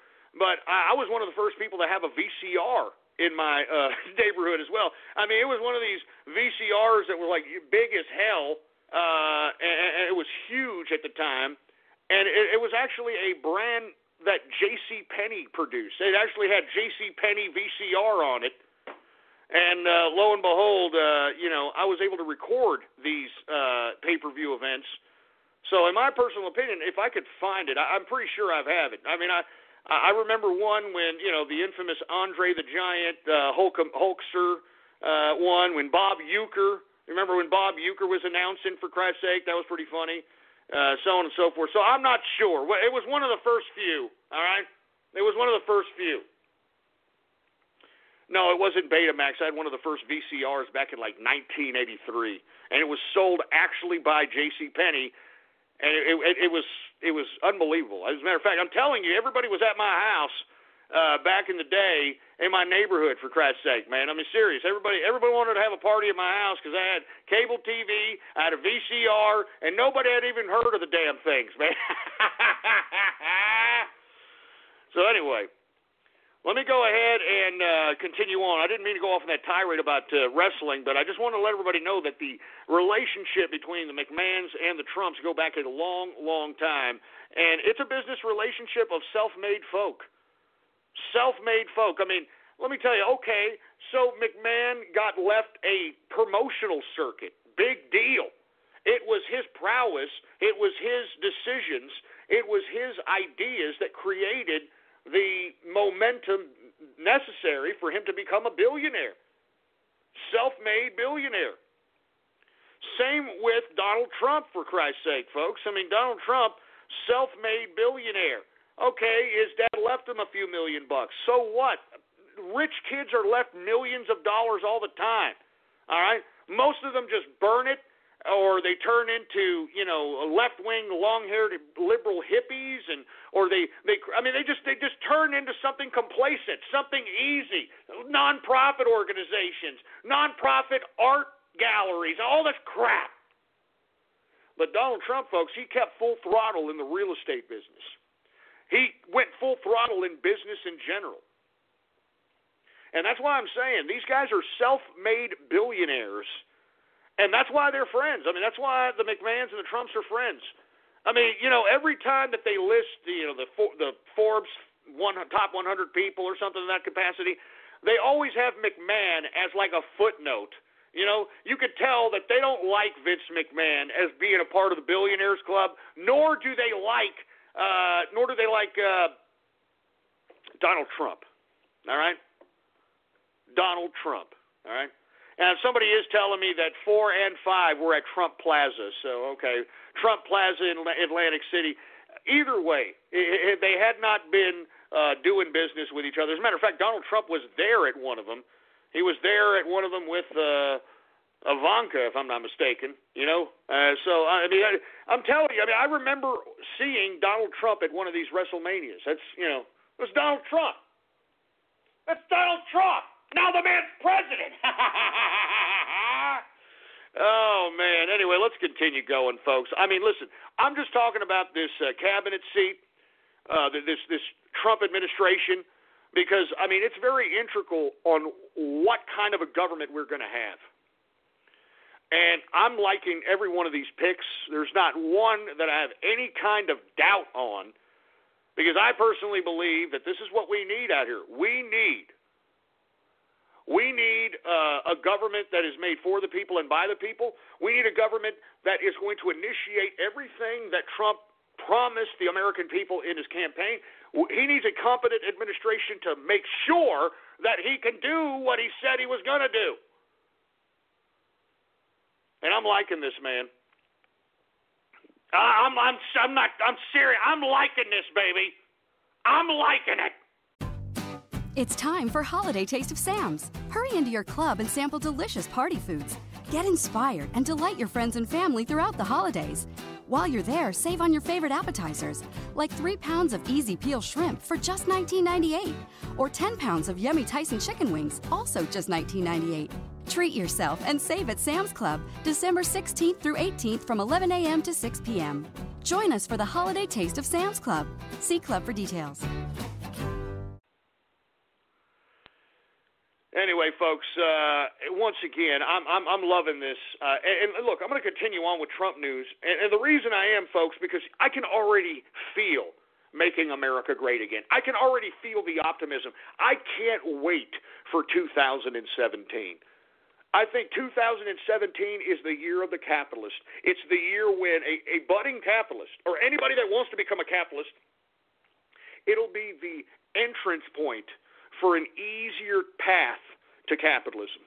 Because the reason capitalism was so hard during the Obama administration, because he made it hard. He made the regulations. He made it hard for anybody to aspire to be anything else other than a goddamn entitlement recipient. You understand? So that's why I'm saying, man, I mean, I appreciate what Trump's doing here. Right? And on top of that, on top of him saving jobs, I mean, on top of him, canceling Boeing's freaking contract for freaking Air Force One because they're freaking $4 billion over budget on the damn freaking project. Aside from that, folks, Donald Trump has got a commitment, all right, $50 billion commitment of investment from Japan. Japan's SoftBank, baby. Can you believe that? I mean, are you tired of winning yet? Are you tired of winning yet, for Christ's sake? $50 billion in investment in the United States. I mean, this is what we have needed for a long period of time, man. We have needed a president that understands business, that understands how to negotiate, that understands that there is a compromise when it comes to money. And as long as both sides of the negotiating table get sufficed as it pertains to their financial compensation, you've got yourself a goddamn deal. So once again, folks, I'm loving this. I don't know about you folks. I mean, I'm loving all this winning. I am loving all this winning, folks, and I know that there's people out there that are going to continue to try to criticize Donald Trump, and they're going to continue to hate. You know, haters gonna hate. Haters gonna hate. Whatever that broad says. Anyway, folks, the bottom line is we're winning. The Trump train is in full effect. I'm loving every minute of it, for Christ's sake. I mean, saving jobs, bringing investment to America. You just wait until these tax reforms happen.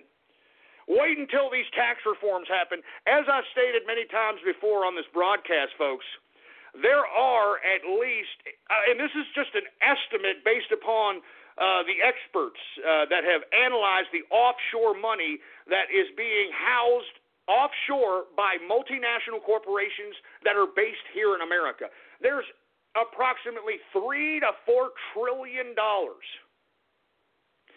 $3 to $4 trillion offshore that the United States multinationals want to bring into the country, but the only reason they can't is because they're going to get double taxed on the damn money.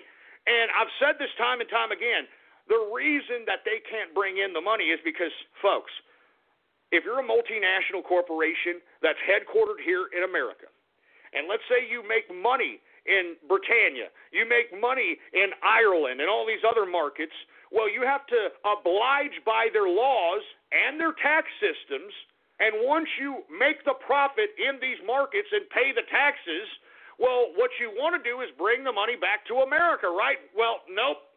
Thanks to Obama, thanks to the liberals, they want to double tax. And listen, I understand you want to tax that money to come back into the shores of America, but the amount of tax that they want to tax these folks, it makes it not even worthwhile. I mean, and you know that a lot of these damn companies are taking loans on the offshore money that they have because it's cheaper to pay the interests on the loans on the money they have offshore than it is to actually pay the goddamn tax to bring the goddamn money in here. So that's why I'm saying, I mean, once this tax reform happens, that money's coming right back into the country, folks, and that money is going to be used for expansion of production, expansion of capital goods, expansion of employment. I mean, it's just, I'm telling you, I can't wait for all this to happen. I cannot wait for all this to happen, man. I can't wait. I'm feeling optimistic, folks. I don't know about you. I know maybe some of you out there play with your Peter Popper, and you know you're listening to Jill Stein and prostate-infected Bernie Sanders and that ulcerated tongue, spastic, shaky Hillary Clinton. But by God, folks, I mean we are winning. All right, we are making America great again. There's nothing that anyone can deny as it pertains to this. All right. I mean, what Donald Trump has done before he's even entered into office, Barack Obama couldn't do in 8 goddamn years.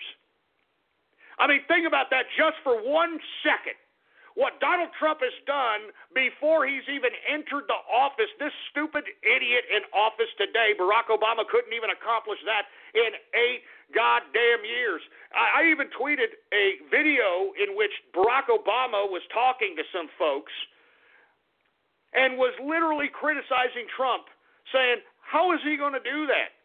How is he going to bring jobs back to America? I mean, what magic wand is he going to wave to bring jobs back? Look at that.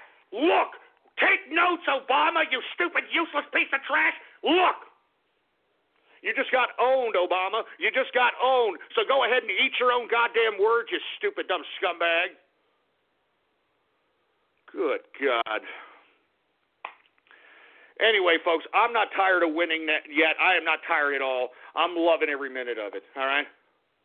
Now, folks, I want to talk a little bit more about this fake news narrative that's being pushed forth by the mainstream media. And what's funny part about it is they're struggling to define what fake news is because their particular version of media is dying. And it's dying not because people don't want to watch out of convenience. They're dying because they have been exposed for being hypocrites, liars, and slanderous jerk-offs. I mean, how much more lies do you need? I mean, remember Brian Williams, for Christ's sake? I mean, do I have to bring all these dumbasses up again? I mean, these are a lying, lamestream, mainstream media. But as I stated yesterday, folks, all right, as I stated yesterday, the whole reason why these media folks can get away with what they get away with is because they are an assembly. And, folks, I don't want to go over this again, but it bears repeating, folks, all right? Because I hate when people say, no, I'm protected by the First Amendment. Individually, folks, you are not really protected by the First Amendment. You're protected by the First Amendment when you legally assemble. And you are identified as an assembly by the federal government, the state government, or the municipal government. And once you're identified in as assembly, they can't infringe upon your assembly. They can't infringe upon your speech. They can't infringe upon the press. It depends on what you're assembling for. And that's why I say, folks, that's why the goddamn political parties of this country, their rules, the Republican Party rules, the Democratic Party rules, legally supersede federal and state law. And why do the parties not have to oblige federal and state law? Because they're an assembly. They're an assembly as defined in the First Amendment. And because they're an assembly, they're asserting their freedom of speech. So the government cannot infringe upon that assembly because they will be breaking the First Amendment. Same thing goes for the press, folks. And I alluded to this yesterday, the National Press Club. The National Press Club is an assembly. It is a tight-knit organization of assembled supposed journalists. And you see, because they assemble under this moniker of the National Press Club, they are protected by the First Amendment under freedom of the press and freedom of speech. And because they're protected by both these variants of the First Amendment, that's why they can legally get away with the lies and the slander and the garbage that they're pumping on the mainstream media. That's why they can legally do this, folks. So when you have the mainstream media calling out fake news, and you've got, Breitbart, you've got Drudge, you've got InfoWars, basically the targets of mainstream media, they can legitimately outlaw these folks. They can legally outlaw these people because, folks, these are independent media. These are individuals. This is not a legal assembly. And that's why I am calling on an independent media assembly. Now, listen, I extend my hand to everybody in the alternative media, the independent media, because we all need to have a conference and an assembly. And at this conference/assembly, we need to create our own rules. We need to create our own goddamn platform. Because when you have rules and you have a platform, then you are a legal assembly. And once we become a legal assembly, the assembly of the National Press Club cannot infringe upon our assembly by trying to outlaw us as press, as media. So I'm calling on Alex Jones. I'm calling on InfoWars. I'm calling on Drudge, Breitbart, Daily Caller. I'm talking every independent media out there. It is time for us to start a assembly. Start an assembly of independent media so that we can counteract the assembly of the National Press Club. Because if we don't, these folks in the National Press Club can continue to harp, and they can legally do this. They can legally do this under the protection of the First Amendment because they are an assembly. They can continue to push this fake news narrative and carve the perspective of America into legitimizing and legalizing, outlawing, or regulating independent or alternative media. And who is the National Press Club going to appeal to? They're going to appeal to the other assemblies, the Democrats, the Republicans. Do you get it now, folks? I mean, I am sick of hearing, with all due respect to Alex Jones, I'm sick of hearing them say that we're gonna fight this. You know, we're gonna go out marching. We're gonna go out and do this. And they're not gonna stop me. I'm Alex Jones. I mean, come on, Alex. God damn it. Put your ego aside, with all due respect, and that goes for me too.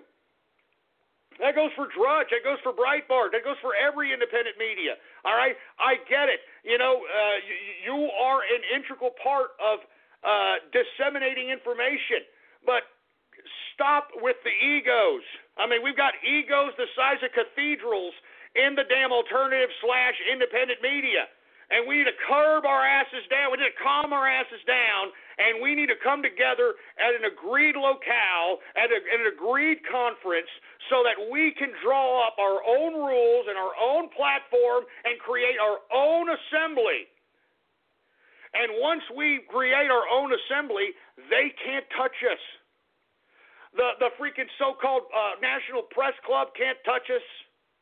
The freaking other assemblies like the Democrats and the Republicans, they can't touch us. They can't outlaw us because it will be against the law to infringe upon our assembly. That's why, folks, this media can get away with what it can get away with, because the National Press Club is the assembly of the media. They're the ones that hold the Correspondents' Dinner at the White House each year. That's why everybody who attends the White House Correspondents' Dinner is a part of the press club. That's why you see all the media faces out there. They're a part of the National Press Club. They're an assembly, for Christ's sake. All right? And moreover, folks, all right, this assembly that is the National Press Club has been around for a long, long time. So that's why they have the domination over information and news. That's why, for a long period of time, Americans were only getting their news from 3 different outlets: NBC, ABC, CBS. That's what I'm saying, folks. I mean, I know people want to sit here and want to say, "Ghost, you're lying. I don't believe you." Oh, yeah? Then why in the hell can these idiots run amok?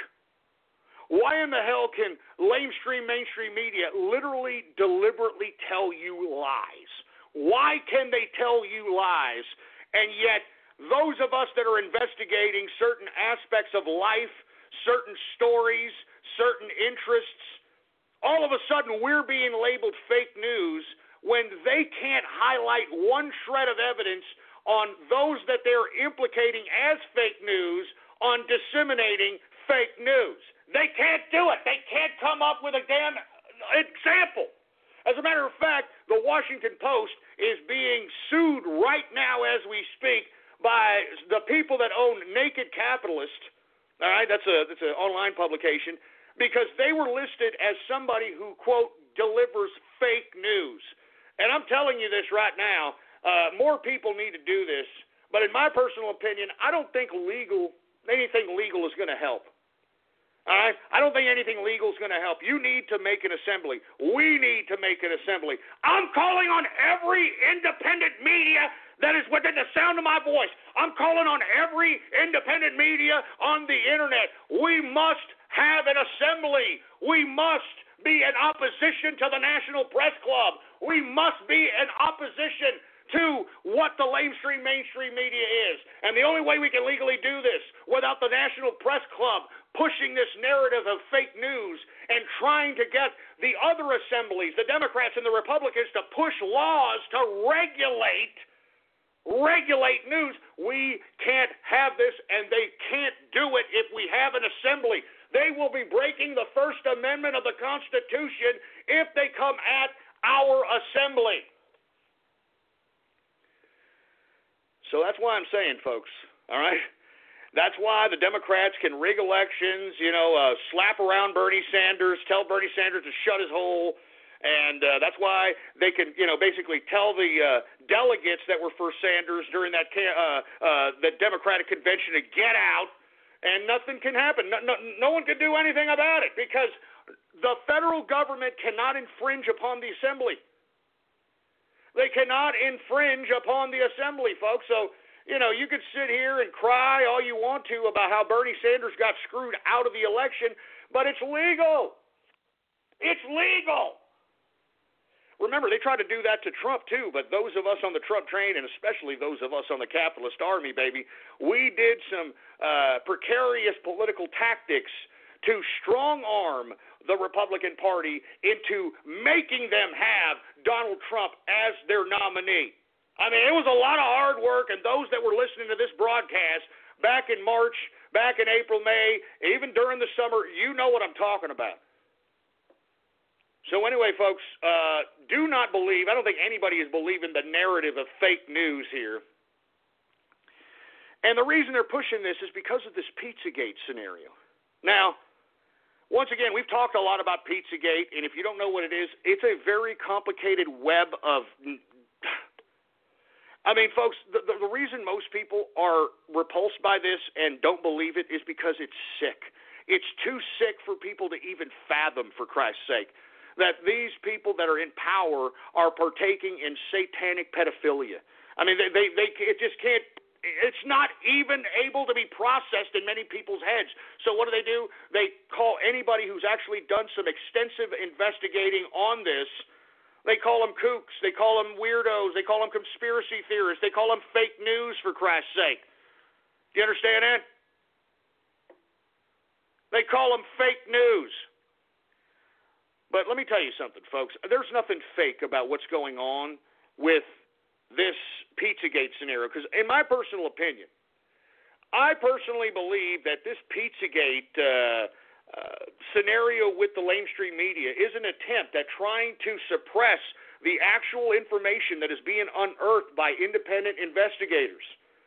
I mean, this gunman that came into Comet Pizza here recently, this guy is an actor.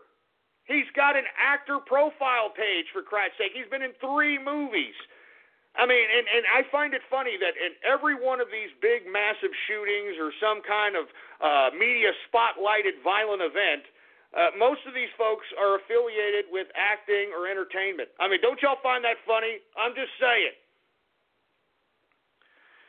Anyway, folks, I want to let everybody know that I personally believe that they are going with this Pizzagate scenario because they want to desensitize America into accepting pedophilia, into accepting disgusting, despicable, nefarious, demented, perverted activity. And I know people are going to say, oh, Ghost, come on, dude. Are you kidding me, dude? They actually want to, make pedophile and pedophilia legal, for Christ's sake. You think I'm lying, huh?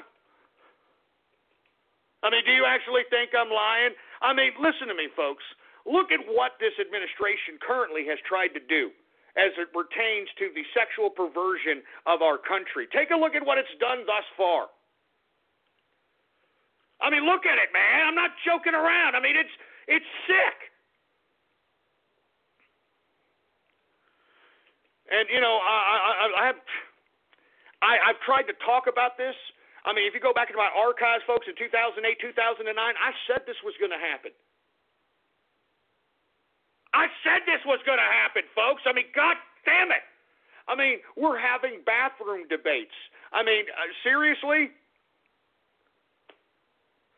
I said back in 2008, 2009, when I was broadcasting under the title True Conservative Radio, I said, and folks, that day came to pass. Back then, people thought I was nuts. But I said that we will see oral copulation between 2 men across the street from an elementary school, and that it would be protected by the First Goddamn Amendment. And look what's going on now.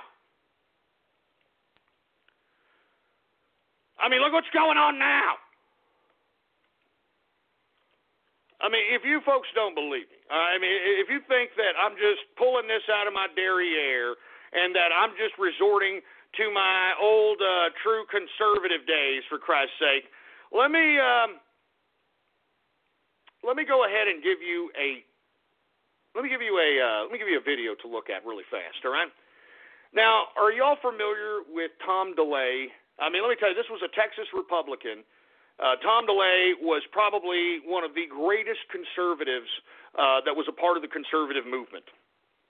Now, of course, there are going to be a lot of people that disagree with me.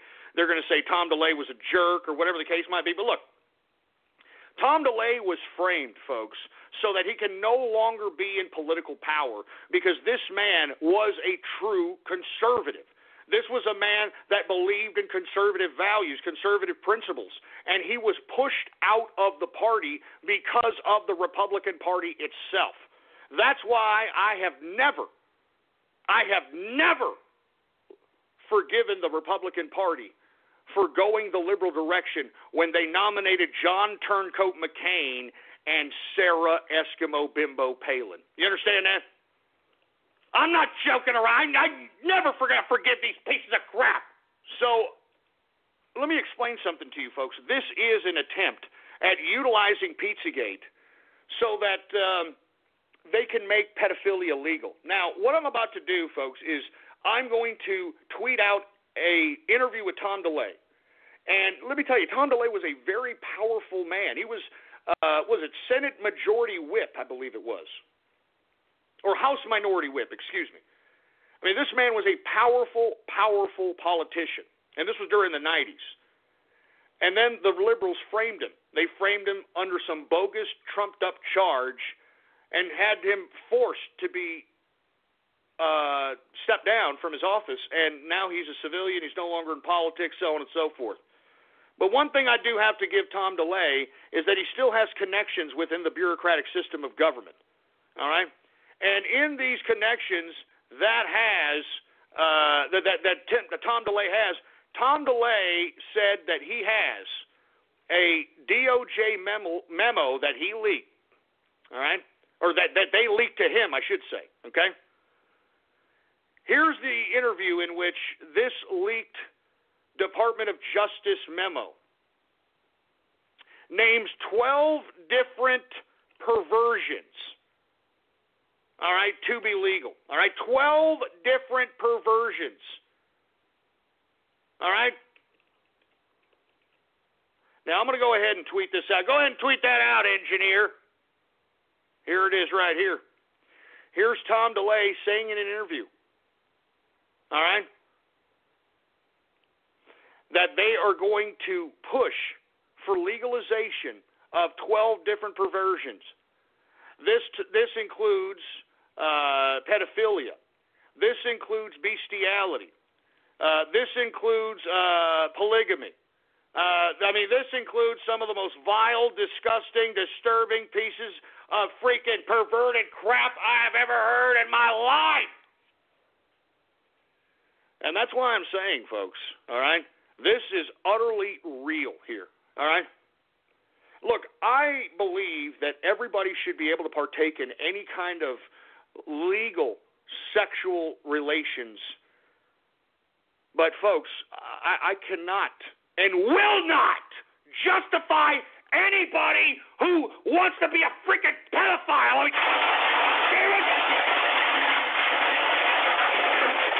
I will not justify that. I will not justify that. Look, I just tweeted the goddamn Tom DeLay leaked, or the interview where he says he has leaked Department of Justice memo to name 12 different perversions to become legal. And this is for real, folks. This is real. This is why they're trying to say that Pizzagate is fake. They're trying to push this narrative that, it's okay. Give me the mic. Give me the mic. And as I stated, okay, let's just say for the sake of argument, all right? Let's just say for the sake of argument that, Pizzagate isn't real or whatever you're trying to push forth as your narrative. I want you all to defend what Jimmy Comet had on his goddamn Instagram. I want you liberals to defend the kind of pictures that this idiot was posting, and if you're okay with that, I want you all to defend the kind of sick, twisted, disgusting pedophile art that's on the walls at Tony Podesta's home. That's John Podesta's brother. I want you to justify that. But they're not going to justify that, folks. You see, they're just going to sit back. They're going to complain. They're going to say fake news. They're not going to talk about the actual issues at hand. And let me tell you something. The man who owns the business in question that was targeted supposedly by a gunman because of, quote, fake news, a.k.a. Pizzagate, the guy that owns Comet Ping Pong Pizza, Jamie Alefantis, folks, if you follow my Twitter yesterday, I tweeted in which if you translate Jamie Alefantis from English to French, it legitimately translates into I love kids, I love children. And on top of that, you see, these are coincidences. Well, no, that's just a coincidence, right? Oh, no, that's just a coincidence. That's just fake news. I tweeted it, for Christ's sake, man. You can do it for yourself. I put it in Google Translate. I even gave a link to the Google Translate in question. But no, that's just coincidence. That's just a coincidence. And, the profile picture that Jamie Alefantis has for his Instagram account is a bust of Antonius. And for you folks that aren't aware of who Antonius is, he is synonymous. He is synonymous as a figure of pedophilia. But, of course, that's just a coincidence also, isn't it? Oh, that's just a coincidence. That's fake news, for Christ's sake. Get the hell out. Get out. But this is all fake news. It's just coincidence. This idiot Jimmy Comet, he just likes taking pictures and freaky pictures of kids. Yeah, he just likes taking this. I mean, get the hell out of here. I mean, just on the basis of this guy's freaky Instagram account, he should be investigated. All right. I mean, give me a break. That's why I'm telling you, folks. That's why I'm saying this is completely real. Pizzagate is real. And the only reason that the mainstream media is trying to push this fake news nonsense is to desensitize everybody on this pedophilia thing. That, give me a break. Comet Pizza, pedophile ring. That's what they're trying to do, folks. They're trying to desensitize everybody. And you know who came out today to talk a little bit about fake news? The freaking Pope. Oh, Jesus Christ. The freaking Pope. Can somebody get their grandpa already? I'm tired of Pope Francis, man. Let me tell you something. I'm not even a Catholic. But let me tell you, if I was a Catholic, I'd be pissed off. I'd be dropping my religion, man. I'd be losing my religion if I was a Catholic, because this man has gone against thousands upon thousands of years of Catholic tradition because he thinks he's Mr. Progressive Popey or something. It's ridiculous. Anyway, this asshole, all right, Pope Francis, this stupid, dumb, wide-eyed freak show, this asshole actually had the audacity to come out and warn people over the sin of spreading disinformation. Oh, Jesus Christ, man. What an asshole. You are a jerk, the Pope. Talking about the sin of spreading disinformation, for Christ's sake. Didn't you just say that it was okay to have an abortion now and you can be a part of the freaking Catholic Church? So do you mean to tell me, Popey, for the past several thousands of years that the freaking Catholic Church was, for using your words, spreading disinformation, and that's a sin in your eyes? Huh? I'm asking you, Popey, you're literally undoing thousands of years of Catholic tradition. So are you saying, Pope Francis, that the Catholic Church was spreading disinformation? Huh? And is that a sin, Popey? Is that a sin? Somebody get their grandpa already. I'm sick and tired of this Pope, man. Seriously. Get him out of here. Freaking Pope Francis, for Christ's sake. Somebody shove a meatball in his ass or something. I'm sick of this guy. I'm sorry. There's nothing holy about Pope Francis. There's nothing holy about this scumbag. I'm serious. I'm sick of this guy. I'm sick of this guy. the sin of spreading disinformation. Get the hell out of here. What about all the sinning that the Catholic Church has done on all the worldwide molestations that have been done by the clergy and the cardinals and all these other stupid hierarchy-based idiots in your Catholic Church, Popey? Huh? What about that? Is that a sin? Huh? Are Catholic priests molesting children and saying don't say anything or you're going to go to hell? Huh? Is that not a sin, Popey? Huh? Jesus Christ. I'm telling you, man, Pope Francis, get the hell out of here. All right? You're a piece of trash. I'm telling you, anybody who's a Catholic should be pissed off, and you should be just dropping your religion, for Christ's sake, man. No wonder there was Protestants. All right? I mean, seriously, no wonder. No wonder there was Protestants, man. Jesus Christ. It's time for Holiday Taste of Sam's. Hurry into your club and sample delicious party foods. Get inspired and delight your friends and family throughout the holidays. While you're there, save on your favorite appetizers, like 3 pounds of easy peel shrimp for just $19.98, or 10 pounds of yummy Tyson chicken wings, also just $19.98. Treat yourself and save at Sam's Club, December 16th through 18th from 11 a.m. to 6 p.m. Join us for the Holiday Taste of Sam's Club. See Club for details. Anyway, folks, look, I'm going to take a couple of callers here, all right, and I want to hear from you. All right, what do you think about fake news? What do you think about the Pizzagate scenario? What do you think about the mainstream, lamestream media trying to initiate a narrative to okay the outlaw or regulation of whatever's deemed fake news? I want to hear from you. Give me a call right now at 563-999-3791. That number again is 563-999-3791. I want to hear from you. I want to hear what you have to say about all this fake news, this journalism, this disinformation nonsense. Because, folks, I'm going to be honest with you, man. This is the internet. I mean, you can check and recheck, all right? You could check and recheck and check and recheck. I mean, I don't understand how anyone can be bamboozled by any goddamn fake news. Unless you're intellectually lazy and just, read the blurb on a goddamn article and think that that's somehow giving you the whole synopsis of the goddamn article. I mean, give me a break. Jesus Christ. Anyway, once again, folks, give me a call, 563-999-3791. I want to hear from you. I want to hear what you have to say about fake news. I want to hear what you have to say about Pizzagate. I want to hear what you have to say about all this. What is your opinion?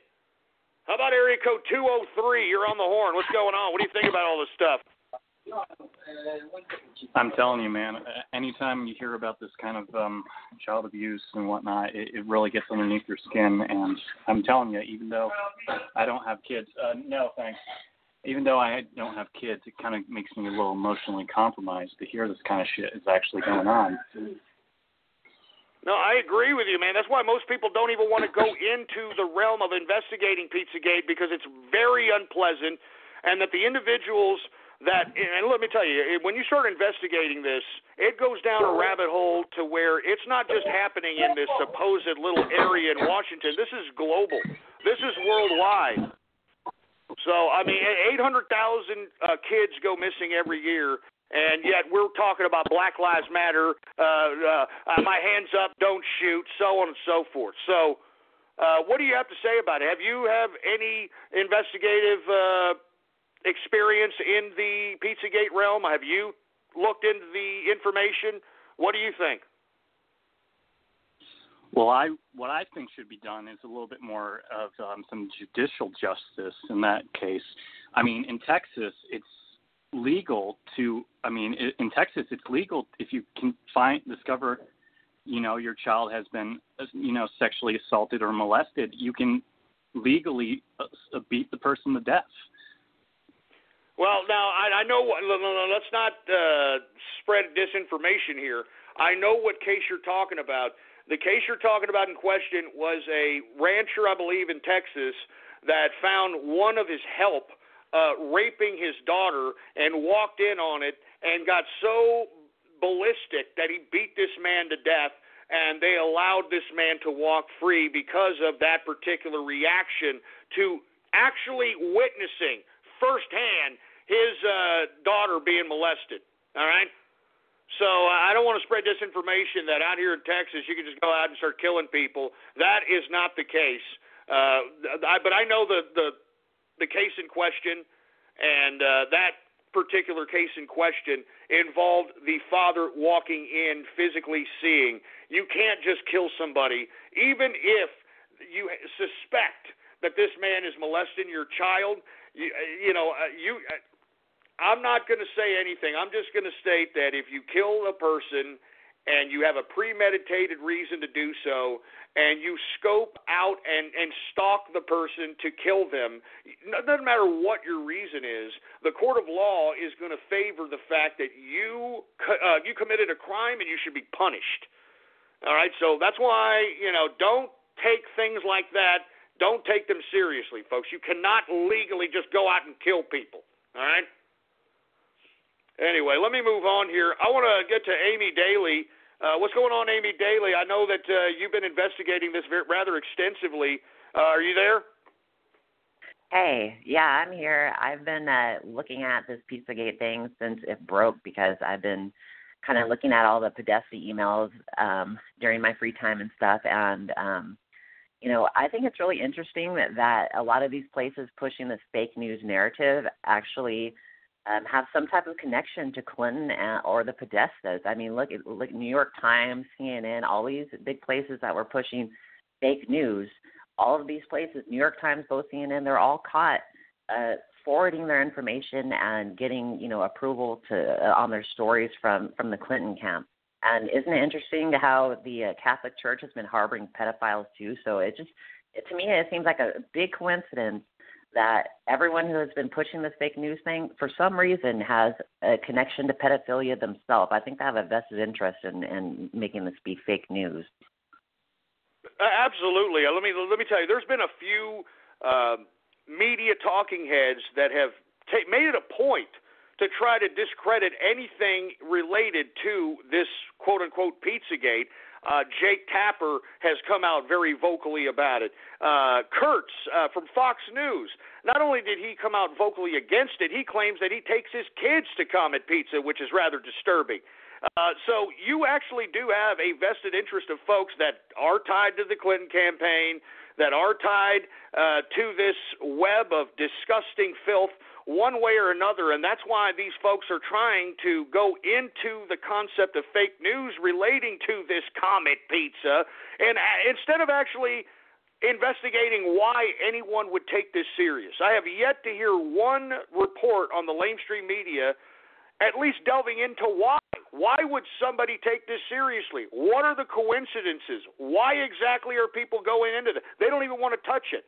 They don't want to touch it because, as you stated, and I know you've been doing some very, very extensive investigative work, I know that you have delved into things that this ties into not just satanic pedophilia, but outright human and child trafficking. Am I correct?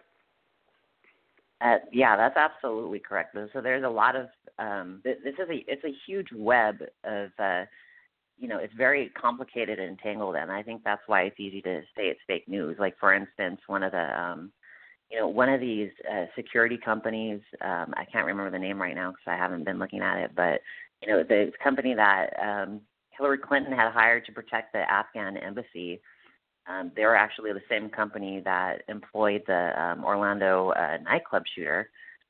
They've also been several of their employees have been investigated in human trafficking, and some of the other companies that she was given while she was secretary, or while she was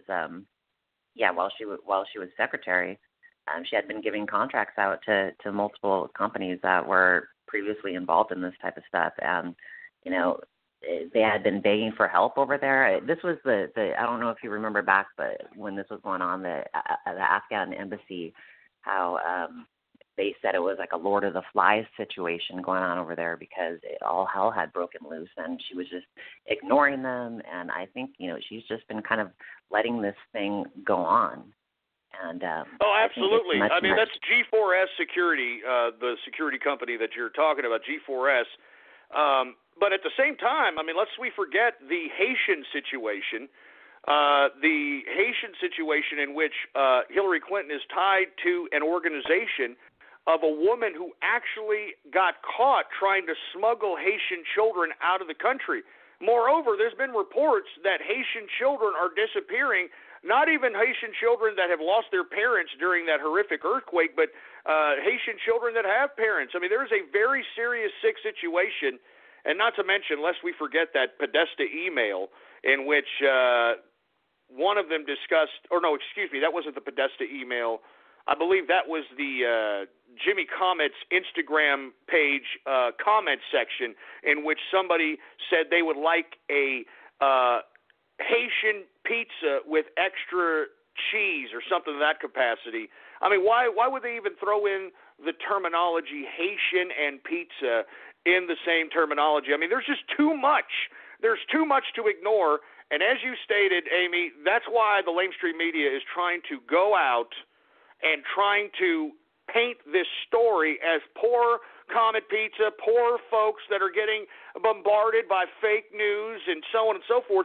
Why hasn't one of these people, one of these news organizations highlighted why people are even focused on this? And the reason is because, as you alluded to, these folks are tied to it. I mean, they're tied to the Clintons. I mean, I'm sure a lot of these press folks actually attended some of these sick, twisted parties that were hosted at Tony Podesta's home, at some of these pizza locales. I mean, it's been documented that Comet Pizza held a fundraiser for Hillary Clinton. Moreover, there is documented evidence that George Soros gave money to Comet Pizza. So there is just so much information in which this is linking it all together, and it makes no sense on face value on why James Elefantis, a high school dropout, some idiot that just came out of nowhere, all of a sudden is now one of the most influential Washington, D.C.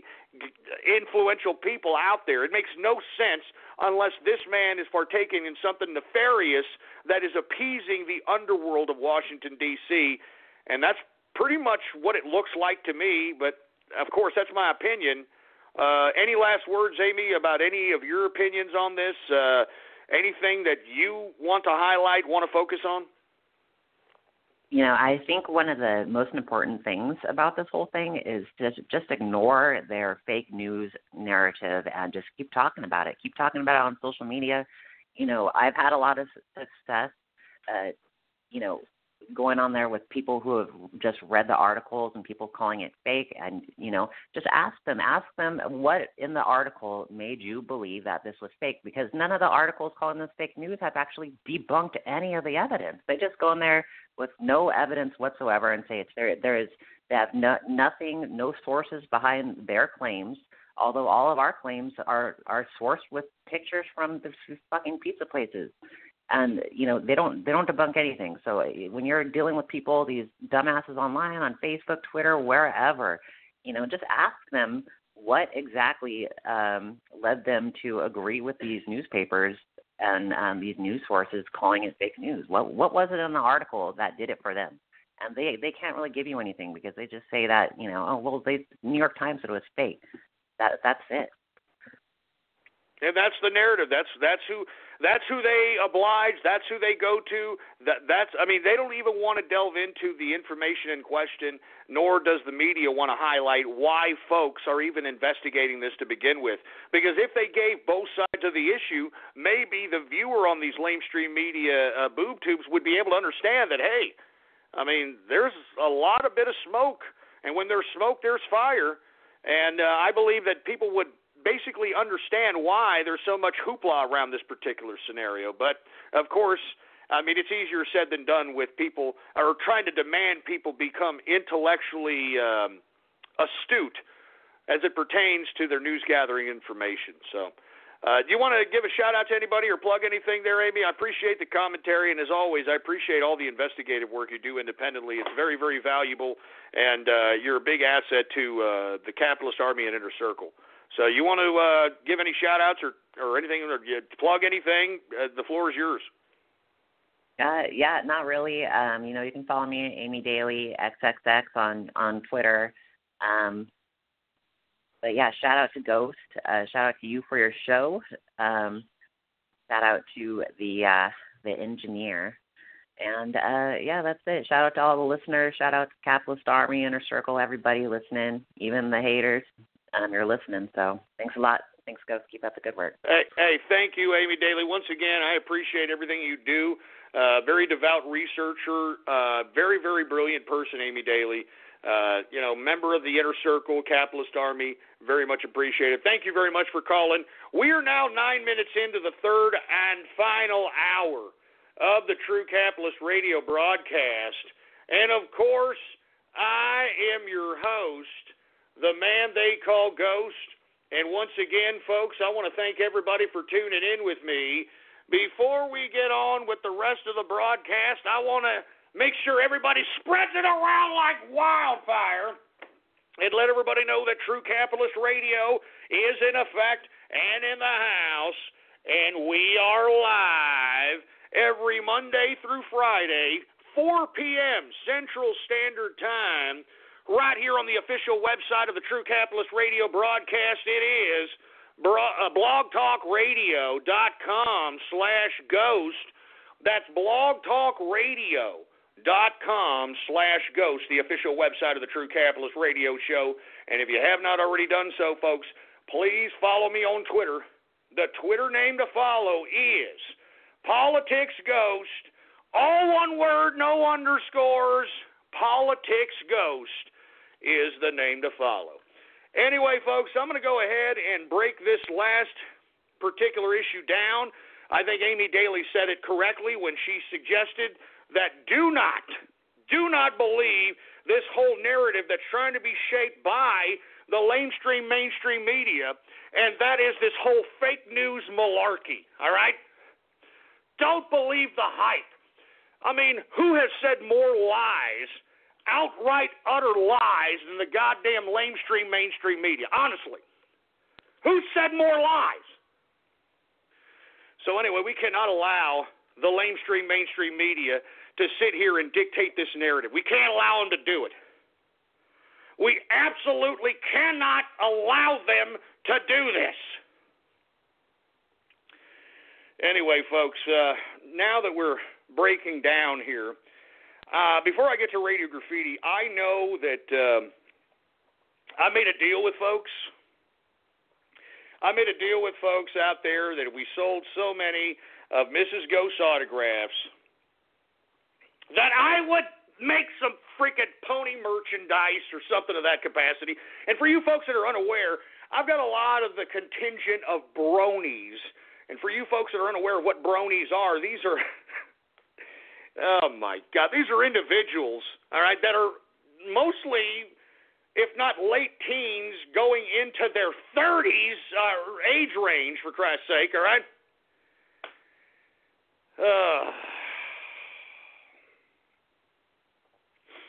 I gotta do some pony merch, all right? I gotta do some freaking pony merch, all right? Now, when I thought about doing this pony merch, because look, folks, I got a lot of freaking brony contingent. I mean, you can't even imagine. You can't even imagine. So what I'm going to do here is I'm going to provide some pony merch that is exclusive here.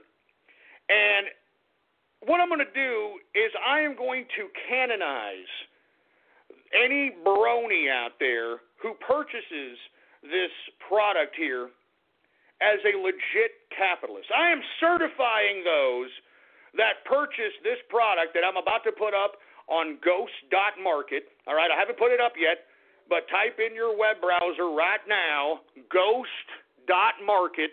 All right?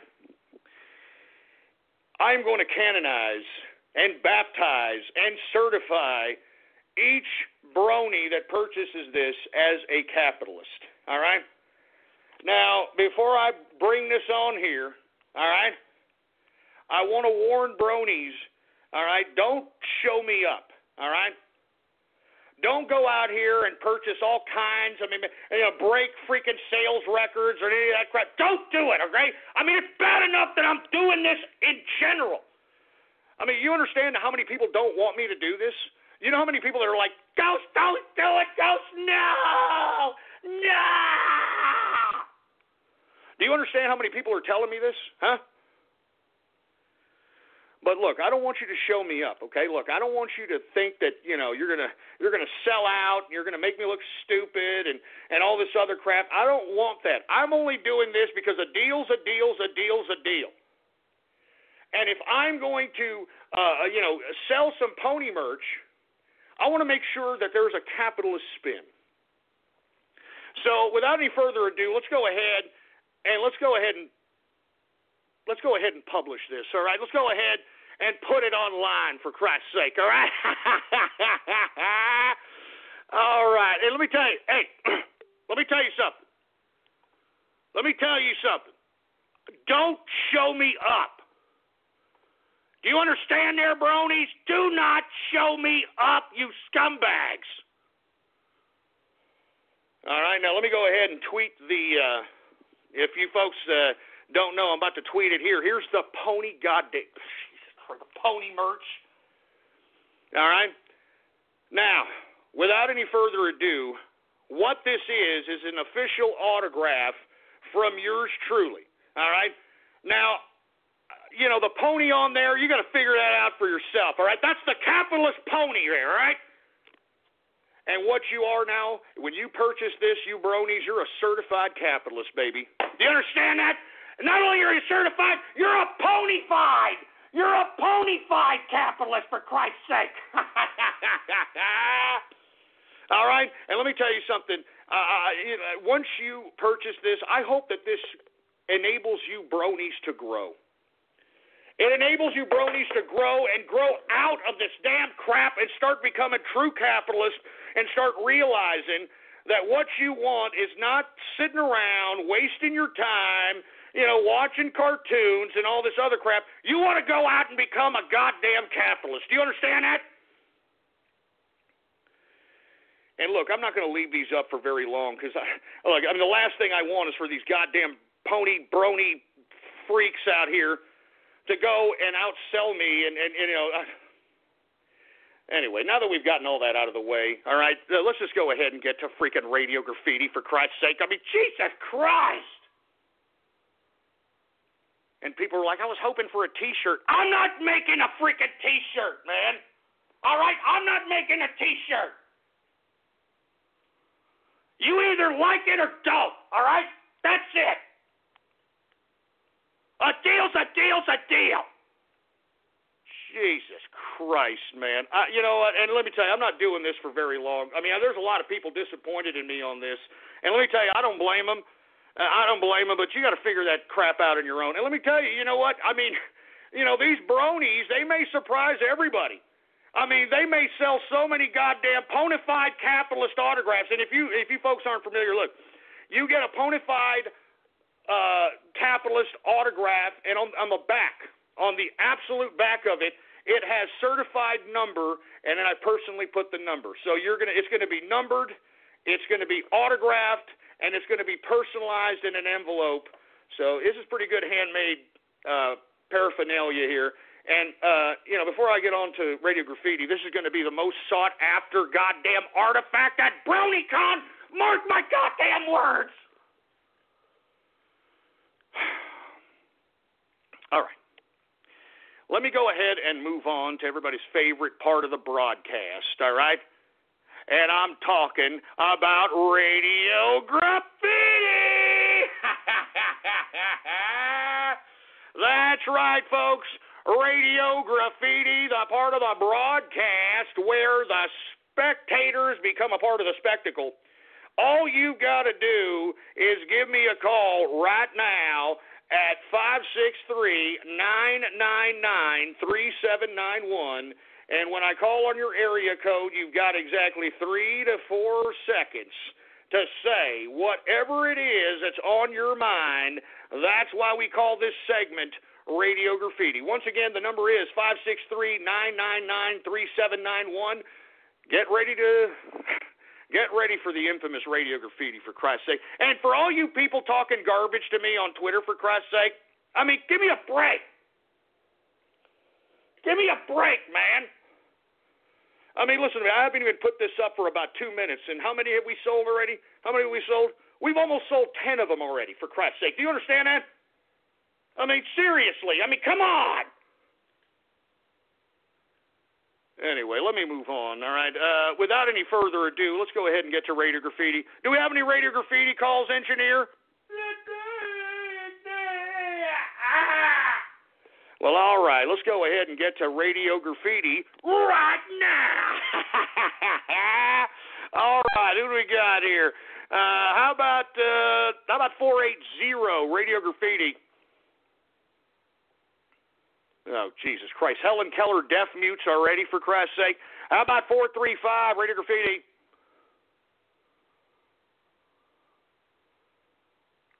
I mean, what the hell's going on? I mean, listen, look, just start hanging up people, engineer, for Christ's sake. God damn it. Just start hanging them up. All right, who else do we got going on? Jesus Christ, the goddamn lines are lit up. There's over 100 and something people on the line right here, folks. Good Lord. How about 973 Radio Graffiti? Hey, what's going on? How's it going? Who else do we got going on here? How about 559 Radio Graffiti? You're a sellout, Ghost. Bend your ass backwards for the bronies. What'd you say? I can't even understand you with your Obama phone. You calling me a sellout? You're calling me a sellout, boy? Hey, why'd you hang up? Hey, don't call me a sellout and then hang up, boy. Ain't nobody selling out. Shut up. You shut your stupid, stinking face. 256 Radio Graffiti. Ghost, listen, man. Anytime you hear the words fake news, you can rest assured that there's some kernel of truth there. Because they are pushing this narrative of fake news so that they're priming you so that when something big actually does come out, like Hillary Clinton's health or Pizzagate, and they say that this is fake news, then the masses will say, well, hell, you know, CNN said that wasn't true, or Fox News said that, well, that's just not true, and that's why. So that they can You're absolutely right, man. I mean, I'm telling you, anybody who believes this fake news narrative, they're ignorant pieces of crap. I'm telling you. How about 727 Radio Graffiti? Hey, Ghost, what's going on, man? Hey, how you doing there, 727? I'm doing pretty good myself. I wanted to share with you kind of a conversation I had today with some sheep, you know? All right, man, but go ahead. Try to make it quick. I'm trying to get to a bunch of Radio Graffiti calls, man, but go ahead. I want to hear it. All right, I'm sorry if this is going to be quite No, don't worry about it, man. Go ahead. All right, so apparently I was invited to some group chat, and I was trying to talk about the whole entire Pizzagate situation with, you know, Marina Abramovic being kind of affiliated with Tony Podesta, the brother of John Podesta, which you already know. Anyways, these people are calling me like a white boy school shooter and calling me all these names. And I've been trying to, I gave them, you know, the email, and they don't believe me. They're calling me some bigoted Trump supporter, and I just wanted to share kind of my experience, if that's all right. You know, that's unfortunate, man, but like as Amy Daly was alluding to earlier, I mean, they just want to sit here and push this fake news narrative. They want to sit here and want to continue. And most of the folks that get their damn talking points from the boob tube or from the mainstream media, that's all they're going to go on. That's their reality. They want to put blinders on their periphery, and that's it. And anybody who basically discredits or exposes hypocrisy in their perspective, I mean, they ain't got it. I mean, they don't want to hear it. They don't even want to think about it. Acknowledge it. Anyway, thanks, 727. How about Anonymous Radio Graffiti? Twilly Atkins Radio Graffiti. Let's go ahead and get to Radio Graffiti. What the hell? I'm getting called by a pony. Get that stupid growing goddamn slice out of here. I'm getting insulted infested by bronies. You damn clopping pieces of horse head up the ass having crap. I'm sick of you. I'm going to turn these ponies into capitalists. That's what I'll do. Man, I don't know. You know, like I said, I'm infested by bronies, folks, all right? And let me tell you, with this merch I'm doing, all right, I am turning ponies and bronies into capitalists, all right? You're certified by Ghost as a ponified capitalist, and hopefully this is the first step for bronies to come out of this particular fad, all right? It's about time for you to come out and say, you know what, it's time for me to be a capitalist. And when you look at that ponified capitalist autograph that is numbered on the back, you're going to realize that, you know what, is the best decision I ever made to stop being a goddamn brony and become a real goddamn capitalist that makes real goddamn money. You understand? That makes the world goddamn go around. You understand what I'm talking about? How about anonymous radio graffiti? We got Disco Waffle Radio Graffiti. Oh, man, I just called these sons of bitches out. You ain't going to do jack, boy. You understand that? You ain't going to do jack.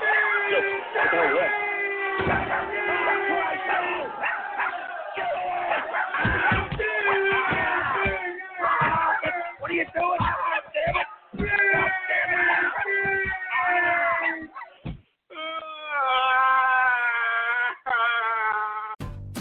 It's time for Holiday Taste of Sam's. Hurry into your club and sample delicious party foods.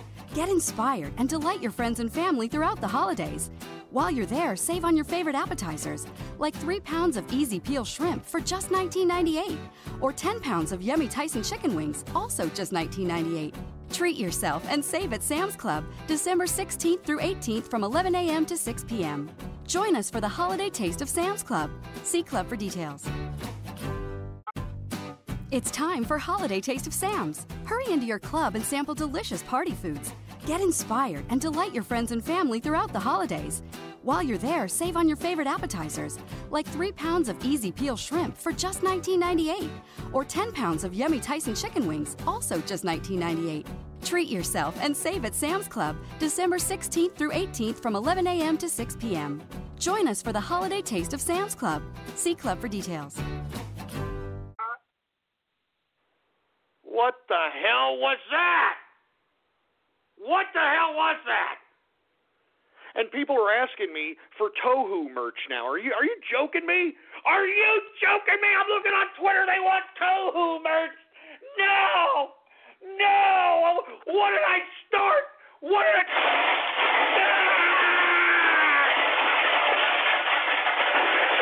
Jesus Christ, what the hell did I start?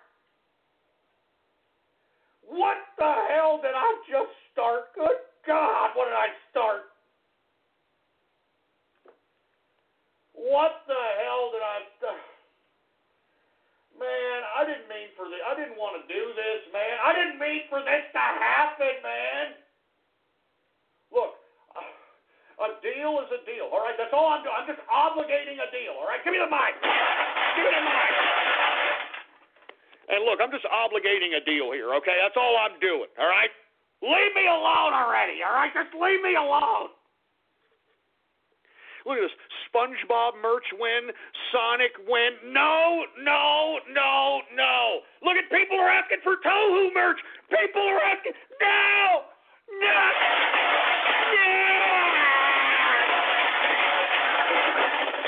What the hell did I just start? What the hell did I just start? Oh, God. What did I start? Jesus Christ, man. What the hell did I do, man? Give me the mic. Give me the freaking mic, man. What the hell did I just start here? What the hell did I just start? Oh, my God. Anonymous radio goddamn graffiti. She grabs a hold of your rock hard cock. It sets it deep inside of her and begins to rattle like a stallion. You feel the passion here from we go again incredible... with this idiot, for Christ. Shut up, all right? Start hanging up the people in back of this idiot, all right? Good God. How about anonymous radio graffiti? This is Donald Trump, and I'm about to grab the great and powerful Trixie by her huge tummy pussy. So Trixie. Oh, is it? We can't even understand you, you sick, twisted prick. How about anonymous radio graffiti? Oh, shit. Oh, Christ. Oh, Christ, no. Get away. Get away. I'm armed. Get away. Ghost, I am the Prince of Darkness. That's right. What you're going to do about it? You're not going to do nothing. And I will show all of you true power.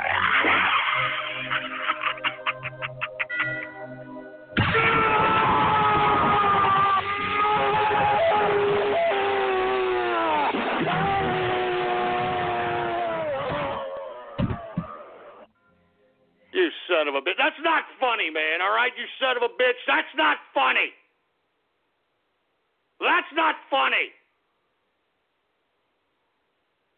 Oh, my God. How about 540 radio graffiti? Look at that.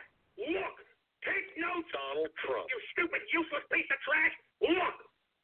You just got owned, Donald Trump. You just got owned. So go ahead and eat your own goddamn words, you stupid, dumb scumbag. Look. Look, I told you all don't besmirch the name of Donald Trump. Didn't I say that? Anonymous radio graffiti. Apple pear. I have a pear. I have pineapple. Pineapple pear. Apple pear. What is this crap, for Christ's sake? Shut up. Shut up. How about 780 radio graffiti? Hello, Ghost. How you doing? What's up? How you doing?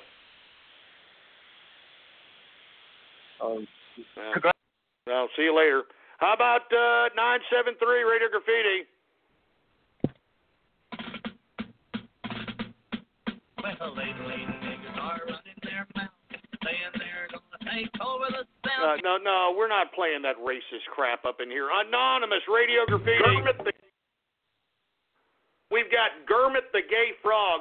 All right, Ghost. Come on, Ghost. Oh, God, I'm freaking gagging here. No, it's fine, Ghost. Come on, you're almost finished. Oh, my God. So good. You sick son of a bitch. You. That's sick. That's sick-ass crap. Oh, my God, you sick, twisted, perverted goddamn frog. You sick, twisted, perverted goddamn frog. God damn you. God damn you. Man, I can already see this is turning into a goddamn Fruit Bowl Wednesday, man. I can already see that crap. I can already, Give me the mic. Jesus Christ, man. Give me a break. 702 Radio Graffiti.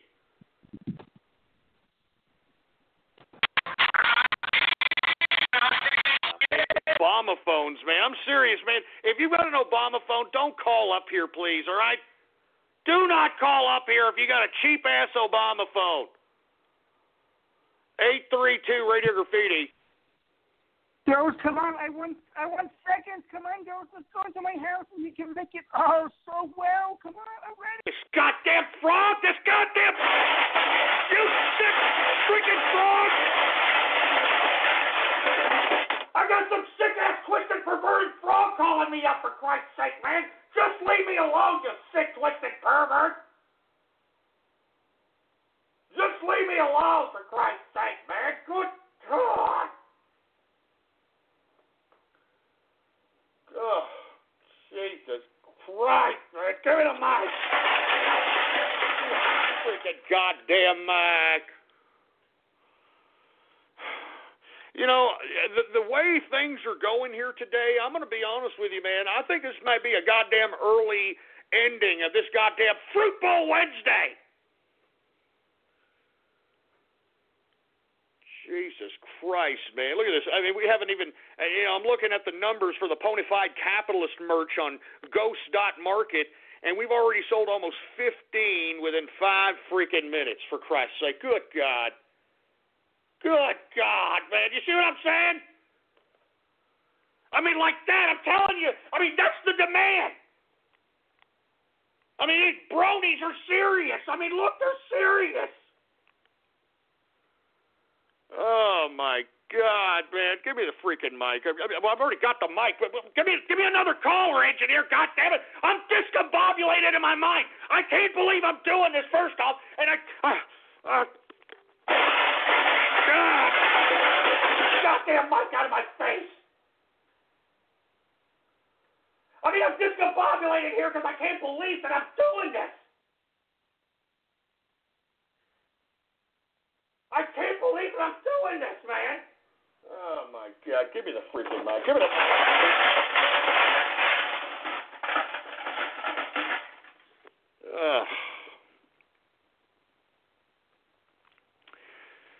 Oh, my God, man. I'm telling you, I'm going to end this goddamn show today, man. I mean, look, I'm not very happy, to be honest with you, that I got to do this pony merch thing, all right? And look, the least you could do is just give me a little bit of freaking respect around here. Do you understand? I'm not joking around. Just give me a little bit of goddamn respect. I just put up pony merch. I never thought I'd do such a thing. I just put up pony merch, for Christ's sake. I mean, give me a little bit of appreciation around here. Oh, my God. Oh, my God. Anyway, let me move on, folks. All right, let me move on here. How about anonymous radio graffiti? Jesus Christ. Another Helen Keller deaf mute, for Christ's sake. How about 609 radio graffiti? Normie Sweet radio graffiti. Correct these nuts, all right?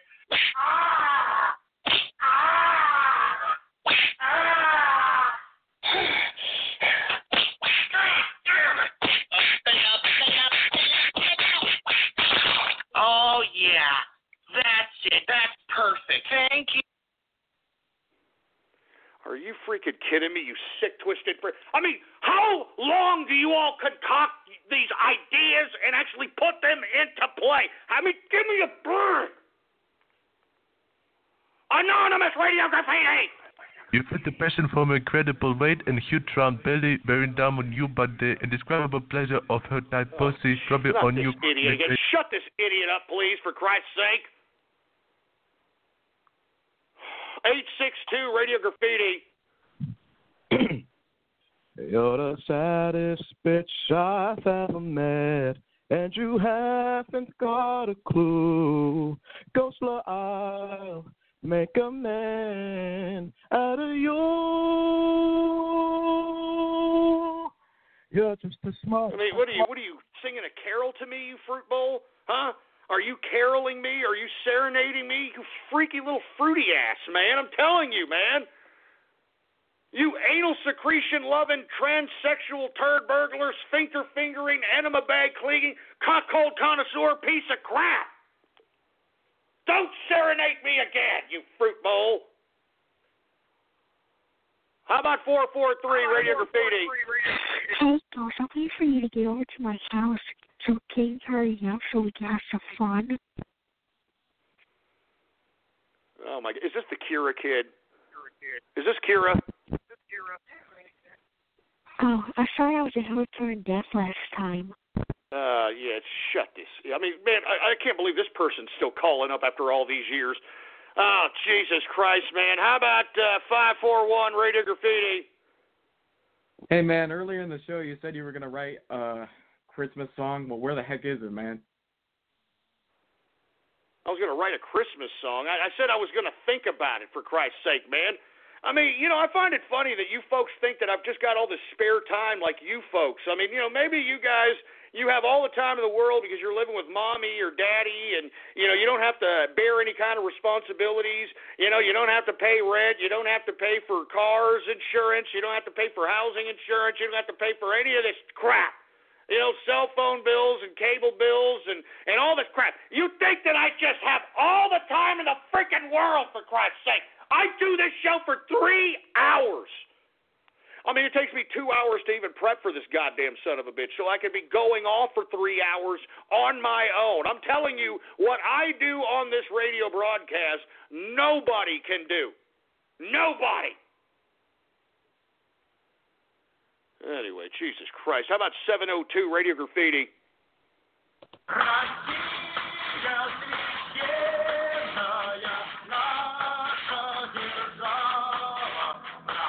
I have no idea what the hell that. Shut that idiot up. Shut him up.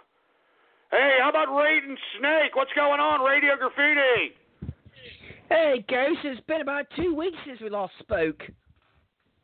I know. I'm sorry. As you can see, I have been bombarded. Right now, I've got about 110 people on the horn right now. And, it gets a little haywire on the damn switchboard. So my apologies, mate. How you doing today? I'm all right. I actually went on a trip to London Stan yesterday. Oh, man, really? Well, give us a little bit about it. Well, it's just basically just visiting a friend. Obviously, I know up there. I should say down there. So, I know him quite well, so I thought I'd just go out and see him for a day. 18-hour complete straight day, unfortunately. So I was pretty exhausted by the time I got home. So how was the trip to London Stan? Did you see a lot of the proverbial leftism, cultural enrichment type of nonsense? The usual, as they say. Yeah, the usual. I could imagine. Is it any different since Khan came into power? To be honest, not really.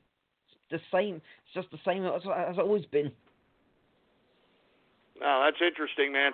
Look, I'll make sure not to, or look out for you this time around, and next time I'll make sure it's not another 2 weeks before I speak to you. My apologies once again. You want to give any shout-outs there, Raiden Snake? Yeah, obviously, shout out to your good self. Obviously, shout out to Karazkin, obviously, and everyone else. And like I said, it's just been a while. And also, as well, just one more thing. It's like, if you don't mind, isn't it ironic Go ahead. What's that up? the United States is actually enforcing the same Snoopers charter like we're doing over here within 2 weeks of each other? Do you find that ironic that they've done exactly the same? No, I don't find it ironic whatsoever, and this is one of the last pushes of the Obama administration to piss everybody off before he leaves office. And let me tell you, I'm sick of this Obama. I'm sick of this whole bad dream that has been the past 8 years. But I'm optimistic. I'm not sure about your end over there across the pond, but I'm optimistic about America, and I'm just going to keep remaining optimistic, man. There's money to be made. It is the capitalist time now, and that's what I'm looking forward to. Anyway, thanks, Raiden Snake. I'm going to continue on with Radio Graffiti. And once again, if you want to call up, if you can find room, because we are getting calls out the wazoo. Give me a call, 563-999-3791. And once again, when I call on your area code, you got exactly 3 to 4 seconds to say whatever it is that's on your mind. Here we go again. How about Trump and capitalist, Radio Graffiti? Hi, Ghost. Serious call tonight. No trolling, no mindfuckery tonight. First and foremost, I just wanted to put my input on the whole fake news. Basically, the bill that we were talking about earlier, 6393, was that they were actually going to jail people who were in the alternative media. So you and me would be both going to jail because they would consider us Russian propagandists, so to speak. And second of all, basically, I found on Twitter that apparently James Alefantis, or whatever the hell his name is, actually donated to David Brock's Super PAC, which David Brock is his boyfriend, and donated Comet Pizza Pong itself, Comet Ping Pong, my bad, donated $20,000 over the course of 2 years to American Bridge Century 21st, which is David Brock's super PAC that funds the Clinton campaign. Oh, yeah, I mean, these people are all connected. I mean, it's no coincidence. That's why all these these independent investigators and these independent journalists are delving down this rabbit hole. And I challenge the mainstream media. If they are going to call the investigators that are investigating Pizzagate fake news, I challenge you to discredit all the information that has been put forth to the public. I'd like for the mainstream media to defend James Elefantis' goddamn Instagram account and what he puts up on there. I'd like for them to defend Tony Podesta's art collection. I'd like for them to defend each and every one of these anomalies that have come out. I'd like for them to defend what kind of code words they were using in these emails. I'd like for them to try to defend this crap, all right? But they're not. They're not even going to acknowledge it. Because if you want my personal opinion, this rabbit hole goes down deep, and it probably implicates a lot of the folks that are in the mainstream media themselves. And I'm not joking, for Christ's sake. I'm not joking. How about 619 Radio Graffiti? Hey, what's up, Ghost? I have input. Hey, what's going on, Asho? How you doing? Pretty good. Over the weekend, I got kicked out of the party for being a Trump supporter. I'm not joking. Are you kidding me? I got kicked out. I got kicked out of the party because I was supporting Trump. But to be honest, when I go to parties, I don't even talk political. People, some guy, my friend's brother, was asking around in the group, asking Trump or Hillary. And then when I said Trump, he was like, "Why the fuck did you vote?" To be honest, I was scared for my life because if you meet me in real life, I'm a twig, or I weigh like 120 pounds, so I was not gonna fuck with this fool up. But I gave him my reasons on why I voted for Trump and Hillary's corruption, and this guy, just completely ignorant, refuted my fucking points. Not refuted my points, but ignored my points, and basically threatened me, and if I didn't leave his party, he would kick my ass. Oh, my God, man. That's horrible, man. Just because you voted for Trump, this guy was initiating the whole conversation, and you're just trying to practice into the conversation, your freedom of speech, and result, what happened? Now you've got these tolerant leftists wanting to basically give you bodily injury because you don't agree with them. Isn't that so tolerant there, Asho? Yeah, it's completely out of the blue, and it was pretty funny because he tried to get political at a party, and I was actually kickback. That's what they call it here, these kickbacks. And I even told him, like, why would you even get political in a fucking kickback? How bored are you as a person to start a conversation about political shit or a political confrontation in a totally good pace? This guy just. If he would have done something, I would have called my brother, and like he has ties with some like Tijuana mafia that sells organs, and I don't know, it's some crazy stuff he told me about.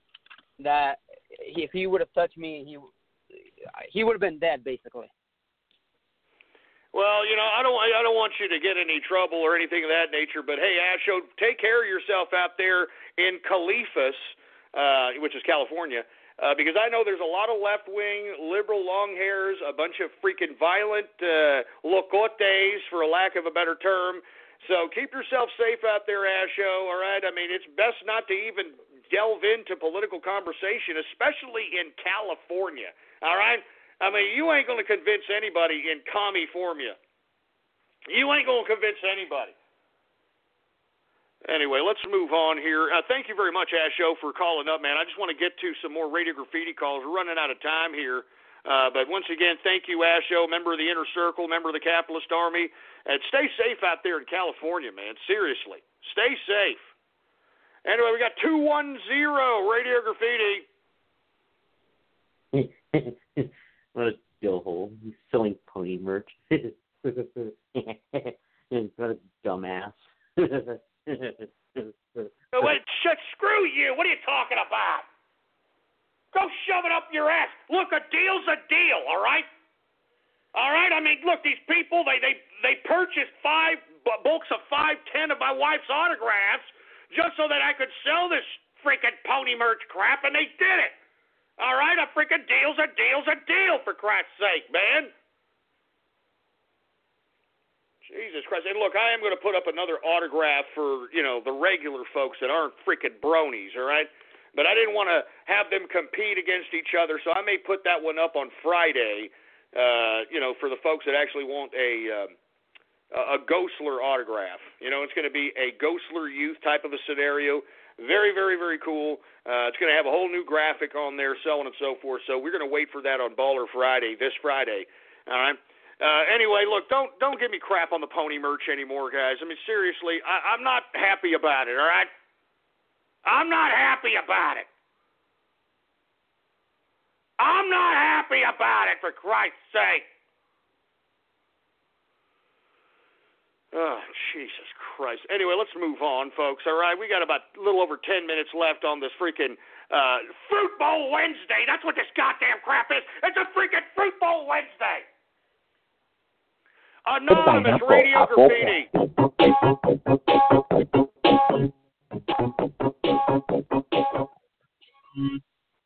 All right, great. We're happy for you. How about Anonymous Radio Graffiti? Apple pear. I have a pear. I have pineapple. Here we go with this stupid, dumb pineapple song. Yeah, shove a pineapple up your ass, all right? Give me a freaking break. How about Anonymous Radio Graffiti? I'm surrounded by diabetes. Now, one of the things I've learned to do is laugh at people with type 2 adult onset diabetes. And you ought to be laughing at people with type 2 adult onset diabetes. All right, we get it. Wilford Brimley. Ho, ho, ho, shut up. Anonymous Radio Graffiti. All the small things are fruity, like this fruitful dumbass song. Oh yeah, it's a stupid song. Yeah, you bought it, but you're having fun, yeah. I mean, did you actually remix me with that freaking Blink 182 song, for Christ's sake? I hate that stupid group. You're talking about a group that fruitified punk music. I'm serious, man. Fruitified punk music, for Christ's sake, man. Anonymous Radio Graffiti. You fit the passion from incredible weight and huge round belly bearing down on you, but Damn it, with this stupid, dumb African... Damn it! Shut that African booty scratcher up, man. I'm tired of hearing that piece of crap. Jesus Christ, I'm tired of hearing that piece of garbage. Oh, my God, man. I mean, the next thing I'm going to hear in the background of my home over here is Africa. I'm serious. I'm not joking around. I'm waiting for that. I'm waiting for that. Africa. I'm not joking. I'm not joking. I'm waiting for it. I mean, good God. Oh, my God. Give me the mic. That freaking mic, man. Jesus Christ. What a horrible Fruit Bowl Wednesday, man. What a horrible Fruit Bowl Wednesday, for Christ's sake, man. It's time for Holiday Taste of Sam's. Hurry into your club and sample delicious party foods. Get inspired and delight your friends and family throughout the holidays. While you're there, save on your favorite appetizers, like 3 pounds of easy peel shrimp for just $19.98, or 10 pounds of yummy Tyson chicken wings, also just $19.98. Treat yourself and save at Sam's Club, December 16th through 18th from 11 a.m. to 6 p.m. Join us for the Holiday Taste of Sam's Club. See Club for details. It's time for Holiday Taste of Sam's. Hurry into your club and sample delicious party foods. Get inspired and delight your friends and family throughout the holidays. While you're there, save on your favorite appetizers, like 3 pounds of easy peel shrimp for just $19.98, or 10 pounds of yummy Tyson chicken wings, also just $19.98. Treat yourself and save at Sam's Club, December 16th through 18th from 11 a.m. to 6 p.m. Join us for the holiday taste of Sam's Club. See Club for details.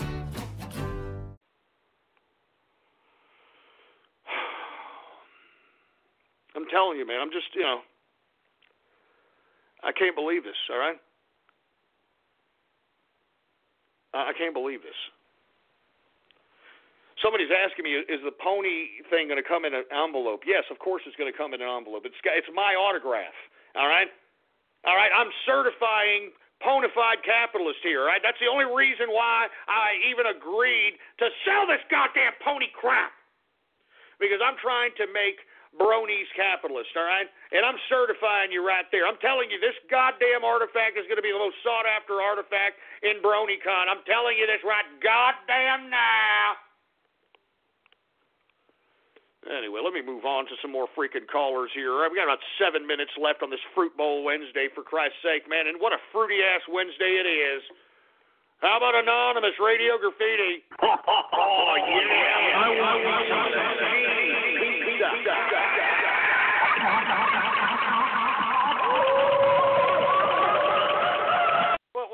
What the hell? What the hell kind of a freaking screwed-up splice is that? Anonymous Radio Graffiti. All the refugees come to our countries. We will take you, 'cause the Jews told us to. Hey there, go slow when you rape my butthole. Touching, raping, Islamification. It ain't so, they raped your butthole. Don't be a cuck, send them all home. Allahu Akbar, Allahu Akbar, Allahu Akbar. What the hell was that? What the hell was that, man? What the hell was that? Jesus Christ, Anonymous Radio Graffiti. Or how about 323 Radio Graffiti? One day in the rainy socialist island of London Stand, Braden Snick woke up from his 18-hour-long nap, a luxury afforded by his ghetto capitalism of the British welfare system, because only an Anglo-anus stain of a country like England could autism and a severe addiction to anime porn be considered a disability. He decided to first visit London's local designated shitting street before he would spend the whole day performing the rules of nature upon his one-eyed Senator Armstrong while fantasizing about underage pregnant Japanese girls. His pasty hands reached for the doorknob. No, get to see that. Don't talk about Raiden Snake. You leave Raiden Snake alone. And that includes all of you. Leave Raiden Snake alone. Jesus Christ, you guys are sick. Anonymous Radio Graffiti. You're just the smartest milky liquor with all the rage on the umbrella. The one his family won't desire, fruity than a Peter Papa's full moon. What the hell was that about? What the hell was that about? I'm tired of you people serenading me, you fruit bowls. 814 Radio Graffiti. Hey, Ghost, can you hear me? Yeah. Hey, I hate to tell you this, but I'm looking here on Twitter. Someone already has porn of your pony autograph. Oh, shut up. I don't even want to. Why do I even want to know? What? You sick-flopping bastard! You sick-flopping bastard! Pieces of crap! I knew it! I knew it!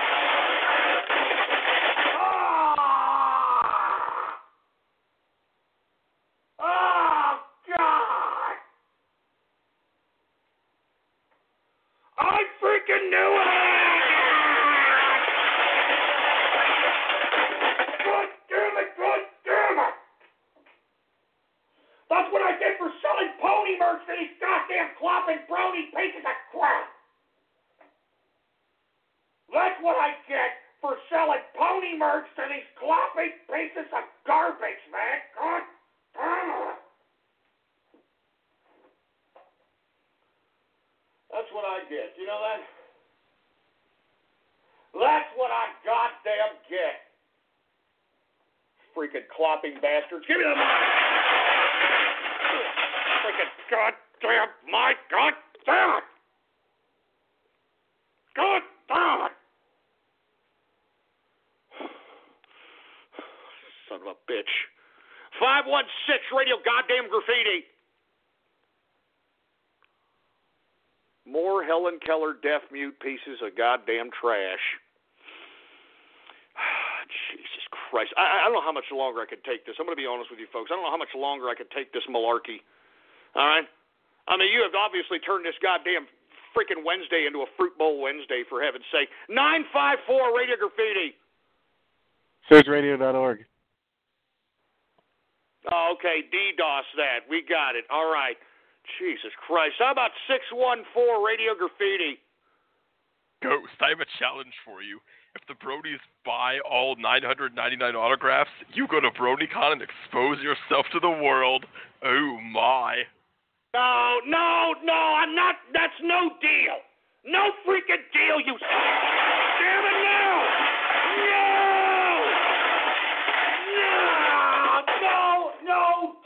No deal, no. No! Frickin' hell no! Hell no!